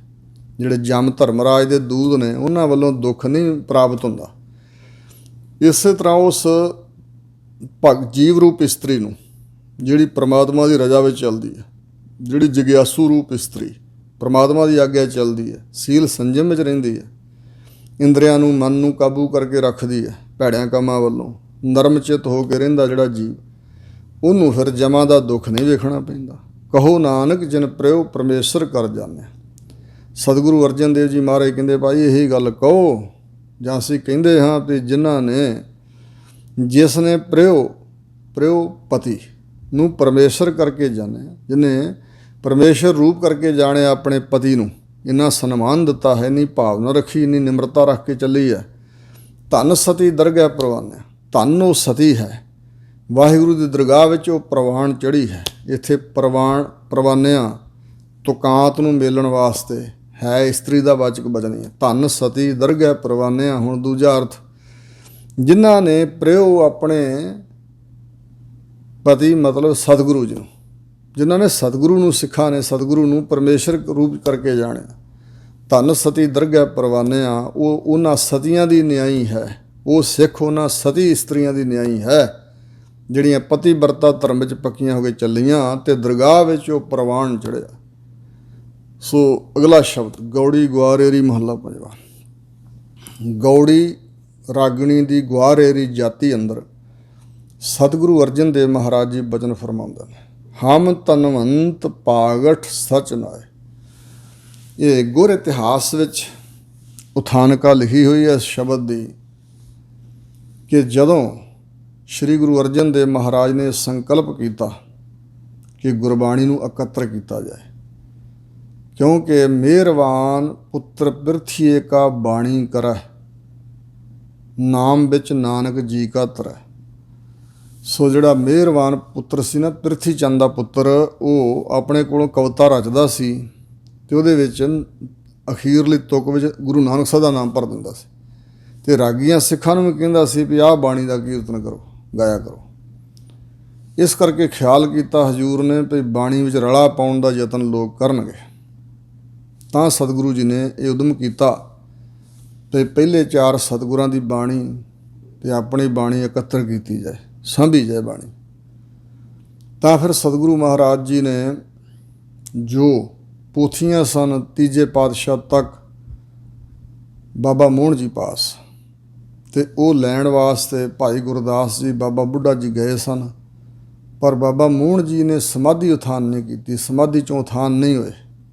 ਫਿਰ ਸ਼੍ਰੀ ਗੁਰੂ ਅਰਜਨ ਦੇਵ ਜੀ ਮਹਾਰਾਜ ਆਪ ਚੱਲ ਕੇ ਗਏ ਸਨ ਅਤੇ ਉਸ ਵੇਲੇ ਉਹਨਾਂ ਦੇ ਚੁਬਾਰੇ ਦੇ ਨਜ਼ਦੀਕ ਥੱਲੇ ਖਲੋ ਕੇ ਸਤਿਗੁਰੂ ਜੀ ਨੇ ਸ਼ਬਦ ਗਾਇਨ ਕੀਤਾ ਸੀ, ਗੌੜੀ ਮਹੱਲਾ ਪੰਜਵਾ, ਮੋਹਨ ਤੇਰੇ ਉੱਚੇ ਮੰਦਰ ਮਹਿਲ ਅਪਾਰਾ। ਇਹ ਸ਼ਬਦ ਗਾਇਆ ਸੀ ਤਾਂ ਫਿਰ ਮੋਹਨ ਜੀ ਪੋਥੀਆਂ ਲੈ ਕੇ ਗੁਰੂ ਅਰਜਨ ਦੇਵ ਜੀ ਮਿਲੇ ਸਨ। ਤਾਂ ਸੁੰਦਰ ਪਾਲਕੀ, ਜਿਹੜੀ ਪਾਲਕੀ 'ਚ ਸਵਾਰ ਹੋ ਕੇ ਗੁਰੂ ਅਰਜਨ ਦੇਵ ਜੀ ਗੋਇੰਦਵਾਲ ਸਾਹਿਬ ਗਏ, ਉਹ ਪਾਲਕੀ ਉੱਥੇ ਮੌਜੂਦ ਹੈ, ਉਹ ਛੱਡ ਦਿੱਤੀ।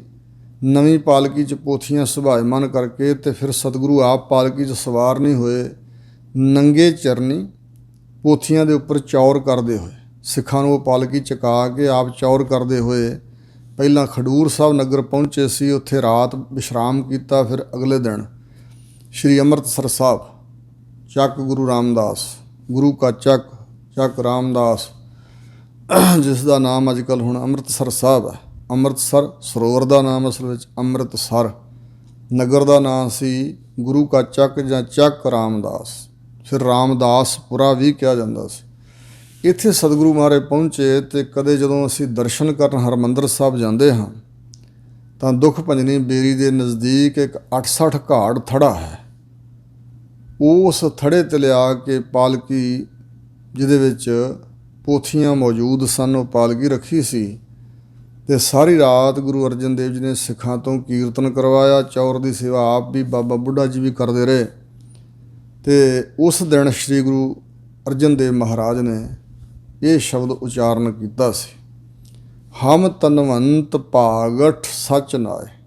ਤਨਵੰਤ ਹੁੰਦੇ ਨੇ ਧਨਵਾਨ, ਧਨ ਦੇ ਮਾਲਕ, ਭਾਗਠ ਭਾਗਾਂ ਵਾਲੇ, ਜਿਹੜਾ ਘਰ ਭਾਗਾਂ ਭਰਿਆ, ਜਿੱਥੇ ਕੋਈ ਤੋਟ ਨਹੀਂ ਉਹਨੂੰ ਕਹਿੰਦੇ ਭਾਗਠ। ਜਿਵੇਂ ਭਾਗਠੜੇ ਹਰ ਸੰਤ ਤੁਮਾਰੇ, ਜਿਹੜਾ ਜੀਵ ਭਾਗਾਂ ਵਾਲਾ, ਕੋਈ ਤੋਟ ਨਹੀਂ ਜਿਸ ਨੂੰ। ਅਸੀਂ ਹਜ਼ੂਰ ਕਹਿੰਦੇ ਧਨਵੰਤ ਬਣ ਗਏ, ਭਾਗਠ ਭਾਗਾਂ ਵਾਲੇ ਬਣ ਗਏ। ਕਿਉਂ? ਸੱਚ ਨਾ ਹੈ, ਸਾਡੇ ਕੋਲ ਵਾਹਿਗੁਰੂ ਦਾ ਸੱਚਾ ਨਾਮ ਹੈ, ਭਾਵ ਗੁਰੂ ਕੀ ਬਾਣੀ ਹੈ। ਸੱਚੇ ਨਾਮ ਦੁਆਰਾ ਹੀ ਅਸੀਂ ਧਨਵੰਤ ਹਾਂ, ਧਨਵਾੜ ਹਾਂ, ਧਨਾੜ ਹਾਂ, ਧਨਵੰਤ ਨਾਮ ਕੇ ਬਣ ਜਾ ਰਹੇ ਅਤੇ ਭਾਗਠ ਭਾਗਾਂ ਵਾਲੇ ਹਾਂ। ਹਰ ਗੁਣ ਗਾਵਹਿ ਸਹਿਜ ਸੁਭਾਏ, ਇਸ ਪਵਿੱਤਰ ਬਾਣੀ ਰਾਹੀਂ ਸਹਿਜ ਗਿਆਨ ਪ੍ਰਾਪਤ ਹੁੰਦਾ, ਮਾਨਸਿਕ ਅਡੋਲਤਾ, ਸੁਭਾਏ ਸ੍ਰੇਸ਼ਟ ਪ੍ਰੇਮ ਜਾਗਦਾ ਵਾਹਿਗੁਰੂ ਨਾਲ। ਅਤੇ ਅਸੀਂ ਇਸ ਬਾਣੀ ਦੁਆਰਾ ਹਰ ਗੁਣ ਗਾਵਹਿ, ਹਰੀ ਪ੍ਰਮਾਤਮਾ ਦੇ ਗੁਣਾਂ ਨੂੰ ਗਾਉਂਦੇ ਹਾਂ। ਰਹਾਓ, ਪੀਊ ਦਾਦੇ ਕਾ ਖੋਲ ਡਿੱਠਾ ਖਜ਼ਾਨਾ। ਪੀਊ ਸ਼੍ਰੀ ਗੁਰੂ ਰਾਮਦਾਸ ਪਿਤਾ ਜੀ, ਵੱਡੇ ਸਤਿਗੁਰੂ, ਔਰ ਉਹਨਾਂ ਦੇ ਜਿਹੜੇ ਸਹੁਰਾ ਸਾਹਿਬ ਸ਼੍ਰੀ ਗੁਰੂ ਅਮਰਦਾਸ ਗੁਰੂ ਅਰਜਨ ਦੇਵ ਜੀ ਦੇ ਨਾਨਾ ਜੀ ਲੱਗੇ, ਪਰ ਇੱਥੇ ਦਾਦਾ ਸ਼ਬਦ ਕਿਹਾ ਕਿਉਂਕਿ ਇਹ ਗੁਰਗੱਦੀ ਦੀ ਪੀੜ੍ਹੀ ਕਰਕੇ ਅਸਾਂ ਕਿਹਾ। ਜਿਹੜੇ ਉਹਨਾਂ ਤੋਂ ਵੱਡੇ ਸਤਿਗੁਰੂ ਅਮਰਦਾਸ, ਉਹਨਾਂ ਤੋਂ ਵੱਡੇ ਗੁਰੂ ਅੰਗਦ ਸਾਹਿਬ, ਗੁਰੂ ਨਾਨਕ ਸਾਹਿਬ, ਇਹ ਸਤਿਗੁਰੂ ਦੀ ਪੀੜ੍ਹੀ ਹੈ, ਦੁਨਿਆਵੀ ਰਿਸ਼ਤਾ ਨਹੀਂ। ਇਸ ਕਰਕੇ ਕਹਿੰਦੇ ਵੱਡੇ ਵਡੇਰਿਆਂ ਦਾ, ਪਿਓ ਦਾਦਾ ਪੜਦਾਦਾ ਨਗੜ ਦਾਦਾ ਸਤਿਗੁਰੂ ਜੀ, ਵੱਡੇ ਵਡੇਰੇ ਸਤਿਗੁਰਾਂ ਦਾ ਇਹ ਖਜ਼ਾਨਾ, ਪੋਥੀਆਂ, ਪਵਿੱਤਰ ਅੰਮ੍ਰਿਤਮਈ ਬਾਣੀ, ਖੋਲ ਡਿੱਠਾ ਖਜ਼ਾਨਾ। ਜਦੋਂ ਖੋਲ੍ਹ ਕੇ ਪ੍ਰਕਾਸ਼ ਕਰਕੇ ਡਿੱਠਾ ਦਰਸ਼ਨ ਕੀਤੇ ਤਾਂ ਮੇਰਾ ਮਨ ਭਇਆ ਨਿਦਾਨਾ, ਤਾਂ ਮੇਰੇ ਮਨ ਹੀ ਮਨ ਦੇ ਅੰਦਰ ਖਜ਼ਾਨਾ ਬਣ ਗਿਆ, ਭਇਆ ਹੋਇਆ ਮੇਰੇ ਮਨ ਅੰਦਰ ਖਜ਼ਾਨਾ ਪ੍ਰਾਪਤ ਹੋ ਗਿਆ। ਰਤਨ ਲਾਲ ਜਾ ਕਾ ਕਛੂ ਨਾ ਮੋਲ, ਕਹਿੰਦੇ ਇਸ ਖਜ਼ਾਨੇ ਵਿੱਚ, ਜਿਵੇਂ ਸ਼ਾਹੀ ਖਜ਼ਾਨਿਆਂ ਦੇ ਵਿੱਚ ਇਹ ਚੀਜ਼ਾਂ ਸੰਭਾਲੀਆਂ ਹੁੰਦੀਆਂ ਤੋਸ਼ੇ ਖਾਨਿਆਂ 'ਚ, ਰਤਨ ਲਾਲ ਹੀਰੇ ਪੰਨੇ ਗੁੱਲੀਆਂ ਮਣੀਆਂ ਪੈਸਾ ਧੇਲਾ ਮੋਹਰਾਂ, ਹਜ਼ੂਰ ਕਹਿੰਦੇ ਰਤਨ ਵਿਰਾਗ ਤੇ ਲਾਲ ਪ੍ਰੇਮ ਜਾ ਕਾ ਕਛੂ ਨਾ ਬੋਲ, ਜਿਸ ਵਸਤੂ ਦਾ ਕੋਈ ਮੁੱਲ ਹੀ ਨਹੀਂ ਦਿੱਤਾ ਜਾ ਸਕਦਾ। ਭਰੇ ਭੰਡਾਰ ਅਖੂਟ ਅਤੋਲ, ਇਸ ਪਵਿੱਤਰ ਬਾਣੀ ਵਿੱਚ ਭੰਡਾਰੇ ਭਰੇ ਹੋਏ ਨੇ ਇਹਨਾਂ ਰਤਨਾਂ ਦੇ ਲਾਲਾਂ ਦੇ। ਅਖੂਟ ਅਮੁੱਕ ਅਤੋਲ ਅਮਾਪ, ਜਿਸ ਦਾ ਅੰਦਾਜ਼ਾ ਹੀ ਨਹੀਂ ਲਾਇਆ ਜਾ ਸਕਦਾ, ਜੋ ਤੋਲੇ ਹੀ ਨਹੀਂ ਜਾ ਸਕਦਾ, ਐਸਾ ਖਜ਼ਾਨਾ ਹੈ। ਖਾਵਹਿ ਖਰਚਾ ਹੈ ਰਲ ਮਿਲ ਭਾਈ, ਭਾਈ ਜਿਹੜੇ ਗੁਰਸਿੱਖ ਨੇ ਨਾ ਸਾਡੇ ਭਰਾ, ਗੁਰਸਿੱਖੀ ਦਾ ਨਾਤਾ ਹੈ, ਹਜ਼ੂਰ ਸਾਰਿਆਂ ਨੂੰ ਭਾਈ ਕਹਿ ਰਹੇ ਨੇ। ਕਹਿੰਦੇ ਸਾਡੇ ਭਰਾ ਭਾਈ ਖਾਂਦੇ ਹਨ, ਖਰਚਦੇ ਹਨ ਰਲ ਮਿਲ ਕੇ। ਇੱਕ ਹੁੰਦਾ ਆਪ ਖਾਣਾ ਖਰਚਣਾ, ਹੋਰਨਾਂ ਨੂੰ ਵੰਡਣਾ। ਖਾਂਦੇ ਹਨ, ਖਰਚਦੇ, ਵੰਡਦੇ ਹਨ। ਤੋਟ ਨਾ ਆਵੇ ਵੱਧ ਦੋ ਜਾਏ, ਜਿਹੜਾ ਦੁਨਿਆਵੀ ਭੰਡਾਰਾ ਹੁੰਦਾ, ਚਾਹੇ ਅੰਨ ਹੋਵੇ ਚਾਹੇ ਧਨ ਹੋਵੇ, ਉਹਨੂੰ ਜਿੰਨਾ ਵੰਡੀ ਜਾਈਏ ਚਿੰਤਾ ਲੱਗੀ ਰਹਿੰਦੀ ਵੀ ਪਿੱਛੋਂ ਮੁੱਕ ਜਾਏਗਾ। ਪਰ ਵਾਹਿਗੁਰੂ ਦੇ ਨਾਮ ਦਾ, ਸਤਿਗੁਰਾਂ ਦੇ ਉਪਦੇਸ਼ ਬਾਣੀ ਦਾ ਖਜ਼ਾਨਾ ਐਸਾ ਹੈ, ਜਿੰਨਾ ਮਰਜ਼ੀ ਪ੍ਰਚਾਰੀਏ ਦੁਨੀਆ 'ਚ ਵੰਡੀਏ, ਇਹ ਜਿਵੇਂ ਜਿਵੇਂ ਆਪਾਂ ਵੰਡੀਏ ਭਾਵਨਾ ਸਾ ਤਿਵੇਂ ਤਿਵੇਂ ਹਿਰਦੇ 'ਚ ਵੱਧਦਾ। ਤੋਟ ਨਾ ਆਵੇ, ਇਹਦਾ ਘਾਟਾ ਨਹੀਂ ਆਉਂਦਾ, ਇਹਦੀ ਤੋਟ ਨਹੀਂ ਆਉਂਦੀ ਹੈ। ਵੱਧਦੋ ਜਾਈਏ, ਵੱਧਦਾ ਹੀ ਜਾਂਦਾ, ਵੱਧਦਾ ਹੀ ਜਾਏਗਾ। ਕਹੋ ਨਾਨਕ ਜਿਸ ਮਸਤਕ ਲੇਖ ਲਿਖਾਏ, ਸਤਿਗੁਰੂ ਅਰਜਨ ਦੇਵ ਜੀ ਮਹਾਰਾਜ ਕਹਿੰਦੇ ਸਿੱਖੋ ਕਹੋ ਇਹ ਗੱਲ, ਜਾਂ ਅਸੀਂ ਕਹਿੰਦੇ ਹਾਂ ਆਪਣੇ ਆਪ ਨੂੰ ਕਹਿ ਰਹੇ ਨੇ ਵੀ ਭਾਈ ਕਹੋ ਇਹ ਗੱਲ, ਜਿਸ ਨੇ ਆਪਣੇ ਮਸਤਕ 'ਤੇ ਵਾਹਿਗੁਰੂ ਵੱਲੋਂ ਲੇਖ ਲਿਖਾਇਆ ਹੋਇਆ, ਸੋਏਤ ਖਜ਼ਾਨਾ ਲਿਆ ਰਲਾਏ। ਉਹ ਲੇਖ ਲਿਖਿਆ ਹੋਇਆ ਮਸਤਕ 'ਤੇ ਇਸ ਦਾਤ ਦਾ, ਉਸ ਨੂੰ ਹੀ ਪਰਮਾਤਮਾ ਨੇ ਏਤ ਖਜ਼ਾਨਾ, ਇਸ ਖਜ਼ਾਨੇ ਵਿੱਚ ਰਲਾ ਲਿਆ ਹੈ। ਭਾਵ ਗੁਰਸਿੱਖਾਂ ਦੀ ਸੰਗਤ ਜਿੱਥੇ ਨਾਮ ਜਪਦੀ ਹੈ, ਜਿੱਥੇ ਗੁਰੂ ਕੀ ਅੰਮ੍ਰਿਤ ਬਾਣੀ ਦਾ ਪ੍ਰਵਾਹ ਚੱਲਦਾ, ਉੱਥੇ ਬੈਠਣ ਦਾ ਅਧਿਕਾਰੀ ਉਹਨੂੰ ਬਣਾ ਦਿੱਤਾ ਹੈ। ਇਸ ਖਜ਼ਾਨੇ ਵਿੱਚ ਉਸ ਨੂੰ ਰਲਾ ਦਿੱਤਾ ਹੈ, ਇਸ ਖਜ਼ਾਨੇ ਦਾ ਭਾਗੀਦਾਰ ਬਣਾ ਦਿੱਤਾ ਹੈ। ਗੌੜੀ ਮਹੱਲਾ ਪੰਜਵਾ। ਗੌੜੀ ਰਾਗਣੀ ਅੰਦਰ ਪੰਚਮ ਗੁਰਦੇਵ ਧੰਨ ਗੁਰੂ ਅਰਜਨ ਦੇਵ ਮਹਾਰਾਜ ਬਚਨ ਫਰਮਾਉਂਦੇ ਨੇ, ਡਰ ਡਰ ਮਰਤੇ ਜਬ ਜਾਨੀਏ ਦੂਰ। ਹਜ਼ੂਰ ਕਹਿੰਦੇ ਡਰ ਕਿਉਂ ਲੱਗਦਾ ਜੀਆਂ ਨੂੰ, ਪੁਨ੍ਹਾ ਪੁਨ੍ਹਾ ਜੀਵ ਡਰਦਾ, ਸਹਿਮਦਾ। ਹਜ਼ੂਰ ਕਹਿੰਦੇ ਨੇ ਜਦੋਂ ਪਰਮਾਤਮਾ ਨੂੰ ਜਾਣੀਦਾ ਹੈ ਦੂਰ, ਜੋ ਸਰਬ ਸ਼ਕਤੀਮਾਨ ਪਰਮਾਤਮਾ ਬਾਰੇ ਇਹ ਸਮਝ ਲਈਏ, ਇਹ ਗਿਆਤ ਹੋਵੇ, ਨਿਸ਼ਚਾ ਪ੍ਰਤੀਤੀ ਹੋਏ ਕਿ ਹਰ ਥਾਂ ਮੌਜੂਦ, ਸਾਡੇ ਸਿਰ 'ਤੇ ਖੜਾ ਵਾਹਿਗੁਰੂ, ਫਿਰ ਕਹਿੰਦੇ ਡਰ ਨਹੀਂ ਰਹਿੰਦਾ। ਅੰਦਰ ਸੱਚੀ ਪ੍ਰਤੀਤੀ ਨਹੀਂ ਹੈ, ਪਰਮਾਤਮਾ ਨੂੰ ਅਸੀਂ ਦੂਰ ਜਾਣਦੇ ਹਾਂ, ਖਬਰੇ ਹੈ ਵੀ ਕਿ ਨਹੀਂ ਕਿੱਥੇ। ਉਦੋਂ ਤੱਕ ਡਰ ਡਰ ਕੇ ਆਤਮਕ ਮੌਤੇ ਮਰਦੇ ਹਨ ਜੀਵ। ਡਰ ਚੁੱਕਾ ਦੇਖਿਆ ਭਰਪੂਰ, ਜਦੋਂ ਗੁਰਾਂ ਦੇ ਉਪਦੇਸ਼ ਰਾਹੀਂ ਭਰਪੂਰ ਹੋ ਰਿਹਾ ਪਰਮਾਤਮਾ ਨੂੰ ਵੇਖ ਲਿਆ ਕਿ ਸਾਰੇ ਪਰਿਪੂਰਨ ਹੈ, ਵਿਆਪਕ ਹੈ, ਸਾਰੀ ਕੁਦਰਤ ਵਿੱਚ ਸਮਾਇਆ ਹੋਇਆ, ਜਦੋਂ ਜਾਣ ਲਿਆ ਵਾਹਿਗੁਰੂ ਦਾ ਗਿਆਨ, ਜਦੋਂ ਵੇਖ ਲਿਆ ਅੰਦਰਲੀਆਂ ਅੱਖਾਂ ਨਾਲ, ਮਨ ਬੁੱਧ ਰੂਪੀ ਨੇਤਰਾਂ ਜਿਹੜੇ ਪਹਿਲਾਂ ਭਰਮ ਦੇ ਫੋਲੇ ਪਏ ਸੀ ਉਹ ਦੂਰ ਹੋ ਗਏ, ਗਿਆਨ ਦਾ ਸੁਰਮਾ ਪਾਤਾ ਸਤਿਗੁਰਾਂ, ਗਿਆਨ ਅੰਜਨ ਗੁਰ ਦੀਆ ਗਿਆਨ ਅੰਧੇਰ ਵਿਨਾਸ਼। ਜਦੋਂ ਵਿਰਾਗ ਤੇ ਵਿਵੇਕ ਵਾਲੇ ਨੇਤਰ ਖੁੱਲ੍ਹ ਗਏ, ਪਰਮਾਤਮਾ ਨੂੰ ਵੇਖ ਲਿਆ ਤੇ ਡਰ ਚੁੱਕਾ, ਫਿਰ ਉਹਦਾ ਡਰ ਦੂਰ ਹੋ ਗਿਆ। ਉਹ ਫਿਰ ਡਰਦਾ ਨਹੀਂ ਕਿਸੇ ਤੋਂ, ਉਹਨੂੰ ਡਰ ਹੁੰਦਾ ਹੀ ਨਹੀਂ। ਕਬੀਰ ਜੀ ਨੂੰ ਡਰਾਉਣ ਦਾ ਯਤਨ ਕੀਤਾ, ਉਹ ਕਹਿੰਦੇ ਮਨ ਨਾ ਡਿੱਗਿਆ ਤਨ ਕਾਹੇ ਕੋ ਡਰਾਏ। ਮਨ ਹੀ ਅੰਦਰੋਂ ਡਰਨ ਵਾਲੀ ਚੀਜ਼ ਤੇ ਮਨ ਆ, ਤੇ ਸਰੀਰ ਨੂੰ ਡਰਾ ਕੇ ਕੀ ਕਰੋਗੇ? ਸਰੀਰ ਨੂੰ ਵੱਧ ਤੋਂ ਖਤਮ ਕਰ ਦੋਗੇ, ਮਨ ਫਿਰ ਵੀ ਨਹੀਂ ਡਰਦਾ। ਮਨ ਸਰੀਰ ਤੋਂ ਪਰੇ ਹੋ ਗਿਆ। ਡਰ ਚੁੱਕਾ ਦੇਖਿਆ ਭਰਪੂਰ, ਪਰਮਾਤਮਾ ਨੂੰ ਭਰਪੂਰ ਹੋਇਆ ਹੋਇਆ ਵੇਖਿਆ, ਸਾਰੇ ਲਵਾ ਲਵ ਭਰਿਆ ਹੋਇਆ, ਜਲ ਥਲ ਮਹੀਲ ਪੂਰਿਆ ਸੁਆਮੀ ਸਿਰਜਣਹਾਰ। ਫਿਰ ਡਰ ਚੁੱਕਾ ਸਹਿਮ ਦੂਰ ਹੋ ਗਿਆ, ਤੌਖਲਾ ਮੁੱਕ ਗਿਆ। ਸਤਿਗੁਰੇ ਆਪਣੇ ਕੋ ਬਲਿਹਾਰ ਹੈ, ਆਪਣੇ ਸਤਿਗੁਰੂ ਤੋਂ ਬਲਿਹਾਰ ਬਲਿਹਾਰ ਜਾਈਏ, ਆਪਣਾ ਬਲ ਹਾਰ ਦਈਏ ਗੁਰੂ ਦੇ ਅੱਗੇ। ਜੋ ਆਪਣੇ ਸਤਿਗੁਰੂ ਹਨ, ਮਹਾਨ ਸਤਿਗੁਰੂ ਪਰਮੇਸ਼ਰ ਸਰੂਪ ਸਤਿਗੁਰੂ, ਉਹਨਾਂ ਤੋਂ ਅਸੀਂ ਬਲਿਹਾਰ ਕੁਰਬਾਨ ਜਾਂਦੇ। ਛੋੜ ਨਾ ਜਾਏ ਸਰ ਪਰ ਤਾਰਾ, ਗੁਰੂ ਮਹਾਰਾਜ ਤੇ ਨਿਸ਼ਚਾ ਸਾਡਾ, ਸਾਨੂੰ ਕਹਿ ਰਹੇ ਨੇ ਵੀ ਨਿਸ਼ਚਾ ਇਸ ਤਰ੍ਹਾਂ ਦਾ ਰੱਖੋ। ਸੰਸਾਰ 'ਚ ਡੁੱਬਦੇ ਪਏ ਨੂੰ ਛੱਡ ਕੇ ਨਹੀਂ ਜਾਂਦੇ ਸਤਿਗੁਰੂ। ਸਰ ਪਰ ਤਾਰਾ ਜਦੋਂ ਕਦੋਂ ਸਰ ਪਰ ਜ਼ਰੂਰ ਬਰ ਜ਼ਰੂਰ ਸਤਿਗੁਰੂ ਮਹਾਰਾਜ ਤਾਰਦੇ ਨੇ ਸੰਸਾਰ ਤੋਂ। ਸਤਿਗੁਰੂ ਪੂਰਾ ਤਾਰਦਾ ਹੈ। ਇਸ ਪ੍ਰਕਾਰ ਕਾਵ ਦਾ ਜੋ ਗੁਰਬਾਣੀ ਵਿਆਕਰਨ ਉਹਦੇ ਅਨੁਸਾਰ ਵੀ ਸਤਿਗੁਰੂ ਤੋਂ ਬਲਿਹਾਰ ਜਾਈਏ, ਜਿਹੜਾ ਸਤਿਗੁਰੂ ਛੱਡ ਕੇ ਨਹੀਂ ਜਾਂਦਾ, ਸਰ ਪਰ ਜ਼ਰੂਰ ਬਰ ਜ਼ਰੂਰ ਇਸ ਸੰਸਾਰ ਸਮੁੰਦਰ ਤੋਂ ਤਾਰਦਾ ਹੈ, ਵਿਕਾਰਾਂ ਦੀ ਅੱਗ ਤੋਂ ਬਚਾਉਂਦਾ ਹੈ, ਜੰਮਣ ਮਰਨ ਤੋਂ ਬਚਾ ਲੈਂਦਾ ਹੈ। ਐਸੇ ਸਤਿਗੁਰੂ ਮਹਾਰਾਜ ਤੋਂ ਬਲਿਹਾਰ ਜਾਣਾ ਚਾਹੀਦਾ। ਰਹਾਉ ਦੁਖ ਰੋਗ ਸੋਗ ਬਿਸਰੈ ਜਬ ਨਾਮ। ਜਦੋਂ ਵਾਹਿਗੁਰੂ ਪਰਮਾਤਮਾ ਦਾ ਨਾਮ ਵਿਸਰ ਜਾਂਦਾ ਹੈ ਤੇ ਉਦੋਂ ਹੀ ਦੁੱਖ ਰੋਗ ਤੇ ਸੋਗ ਵਿਆਪਦੇ ਨੇ।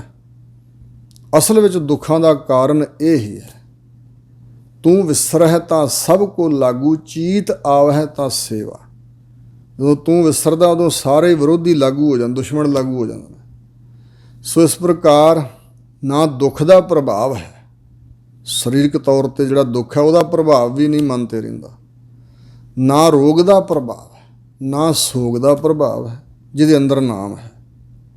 ਇਹ ਨਹੀਂ ਵੀ ਦੁੱਖ ਆਉਂਦਾ ਨਹੀਂ, ਪਰ ਕਿਉਂਕਿ ਦੁੱਖ ਵਿਸਾਰਨ ਸੇਵਿਆ, ਦੁੱਖਾਂ ਦਾ ਚੇਤਾ ਭੁਲਾ ਦੇਣ ਵਾਲਾ ਵਾਹਿਗੁਰੂ ਉਹਨੇ ਸਿਮਰਿਆ ਅਤੇ ਉਹਦੇ ਵਿੱਚ ਭੇਦ ਹੈ। ਇਸ ਕਰਕੇ ਸਰੀਰਕ ਦੁੱਖ ਉਹਨੂੰ ਦੁੱਖ ਦੇ ਨਹੀਂ ਸਕਦਾ, ਰੋਗ ਉਹਨੂੰ ਤਕਲੀਫ ਨਹੀਂ ਦੇ ਸਕਦਾ। ਦੁਨਿਆਵੀ ਤੌਰ 'ਤੇ ਕੁਛ ਵਾਪਰ ਜਾਏ, ਕੋਈ ਸਰੀਰ ਬਿਨਸ ਜਾਏ, ਧਨ ਚਲਿਆ ਜਾਏ, ਉਹਦਾ ਸੋਗ ਉਹਨੂੰ ਹੋ ਹੀ ਨਹੀਂ ਸਕਦਾ। ਨਾ ਧਨ ਦੇ ਆਉਣ ਦੀ ਖੁਸ਼ੀ ਹੈ ਅਤੇ ਨਾ ਹੀ ਫਿਰ ਜਾਣ ਦਾ ਸੋਗ ਹੋ ਸਕਦਾ।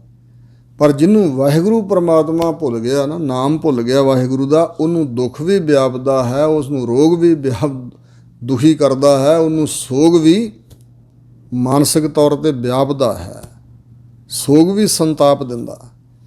ਸਦਾ ਆਨੰਦ ਜਾਂ ਹਰ ਗੁਣ ਗਾਮ। ਹਜ਼ੂਰ ਕਹਿੰਦੇ ਨੇ ਜੇ ਹਰੀ ਪਰਮਾਤਮਾ ਦੇ ਗੁਣ ਗਾਉਂਦੇ ਹੋਈਏ ਨਾ ਤੇ ਫਿਰ ਸਦਾ ਆਨੰਦ ਹੈ। ਤਾਂ ਹੀ ਸਿਆਣਿਆਂ ਕਿਹਾ ਸਦਾ ਦਿਵਾਲੀ ਸਾਧ ਦੀ ਅੱਠੇ ਪਹਿਰ ਬਸੰਤ। ਉਹਦੇ ਵਾਸਤੇ ਸਦਾ ਦਿਵਾਲੀ, ਸਦਾ ਹੀ ਬਸੰਤ ਦਾ ਮੌਸਮ ਹੈ। ਸਾਧੂ ਵਾਸਤੇ ਐਸੀ ਗੱਲ ਹੀ ਹੈ। ਪਰ ਜੋ ਸਾਧੂ ਹੋਏ, ਸਾਧਨਾ ਕਰਕੇ ਪੁੱਗਾ ਹੋਇਆ ਸਾਧੂ, ਜਿਹਨੇ ਮਨ ਸਾਧ ਲਿਆ ਹੈ, ਉਸ ਨੂੰ ਸਦਾ ਆਨੰਦ ਹੈ। ਬੁਰਾ ਭਲਾ ਕੋਈ ਨਾ ਕਹੀਜੈ।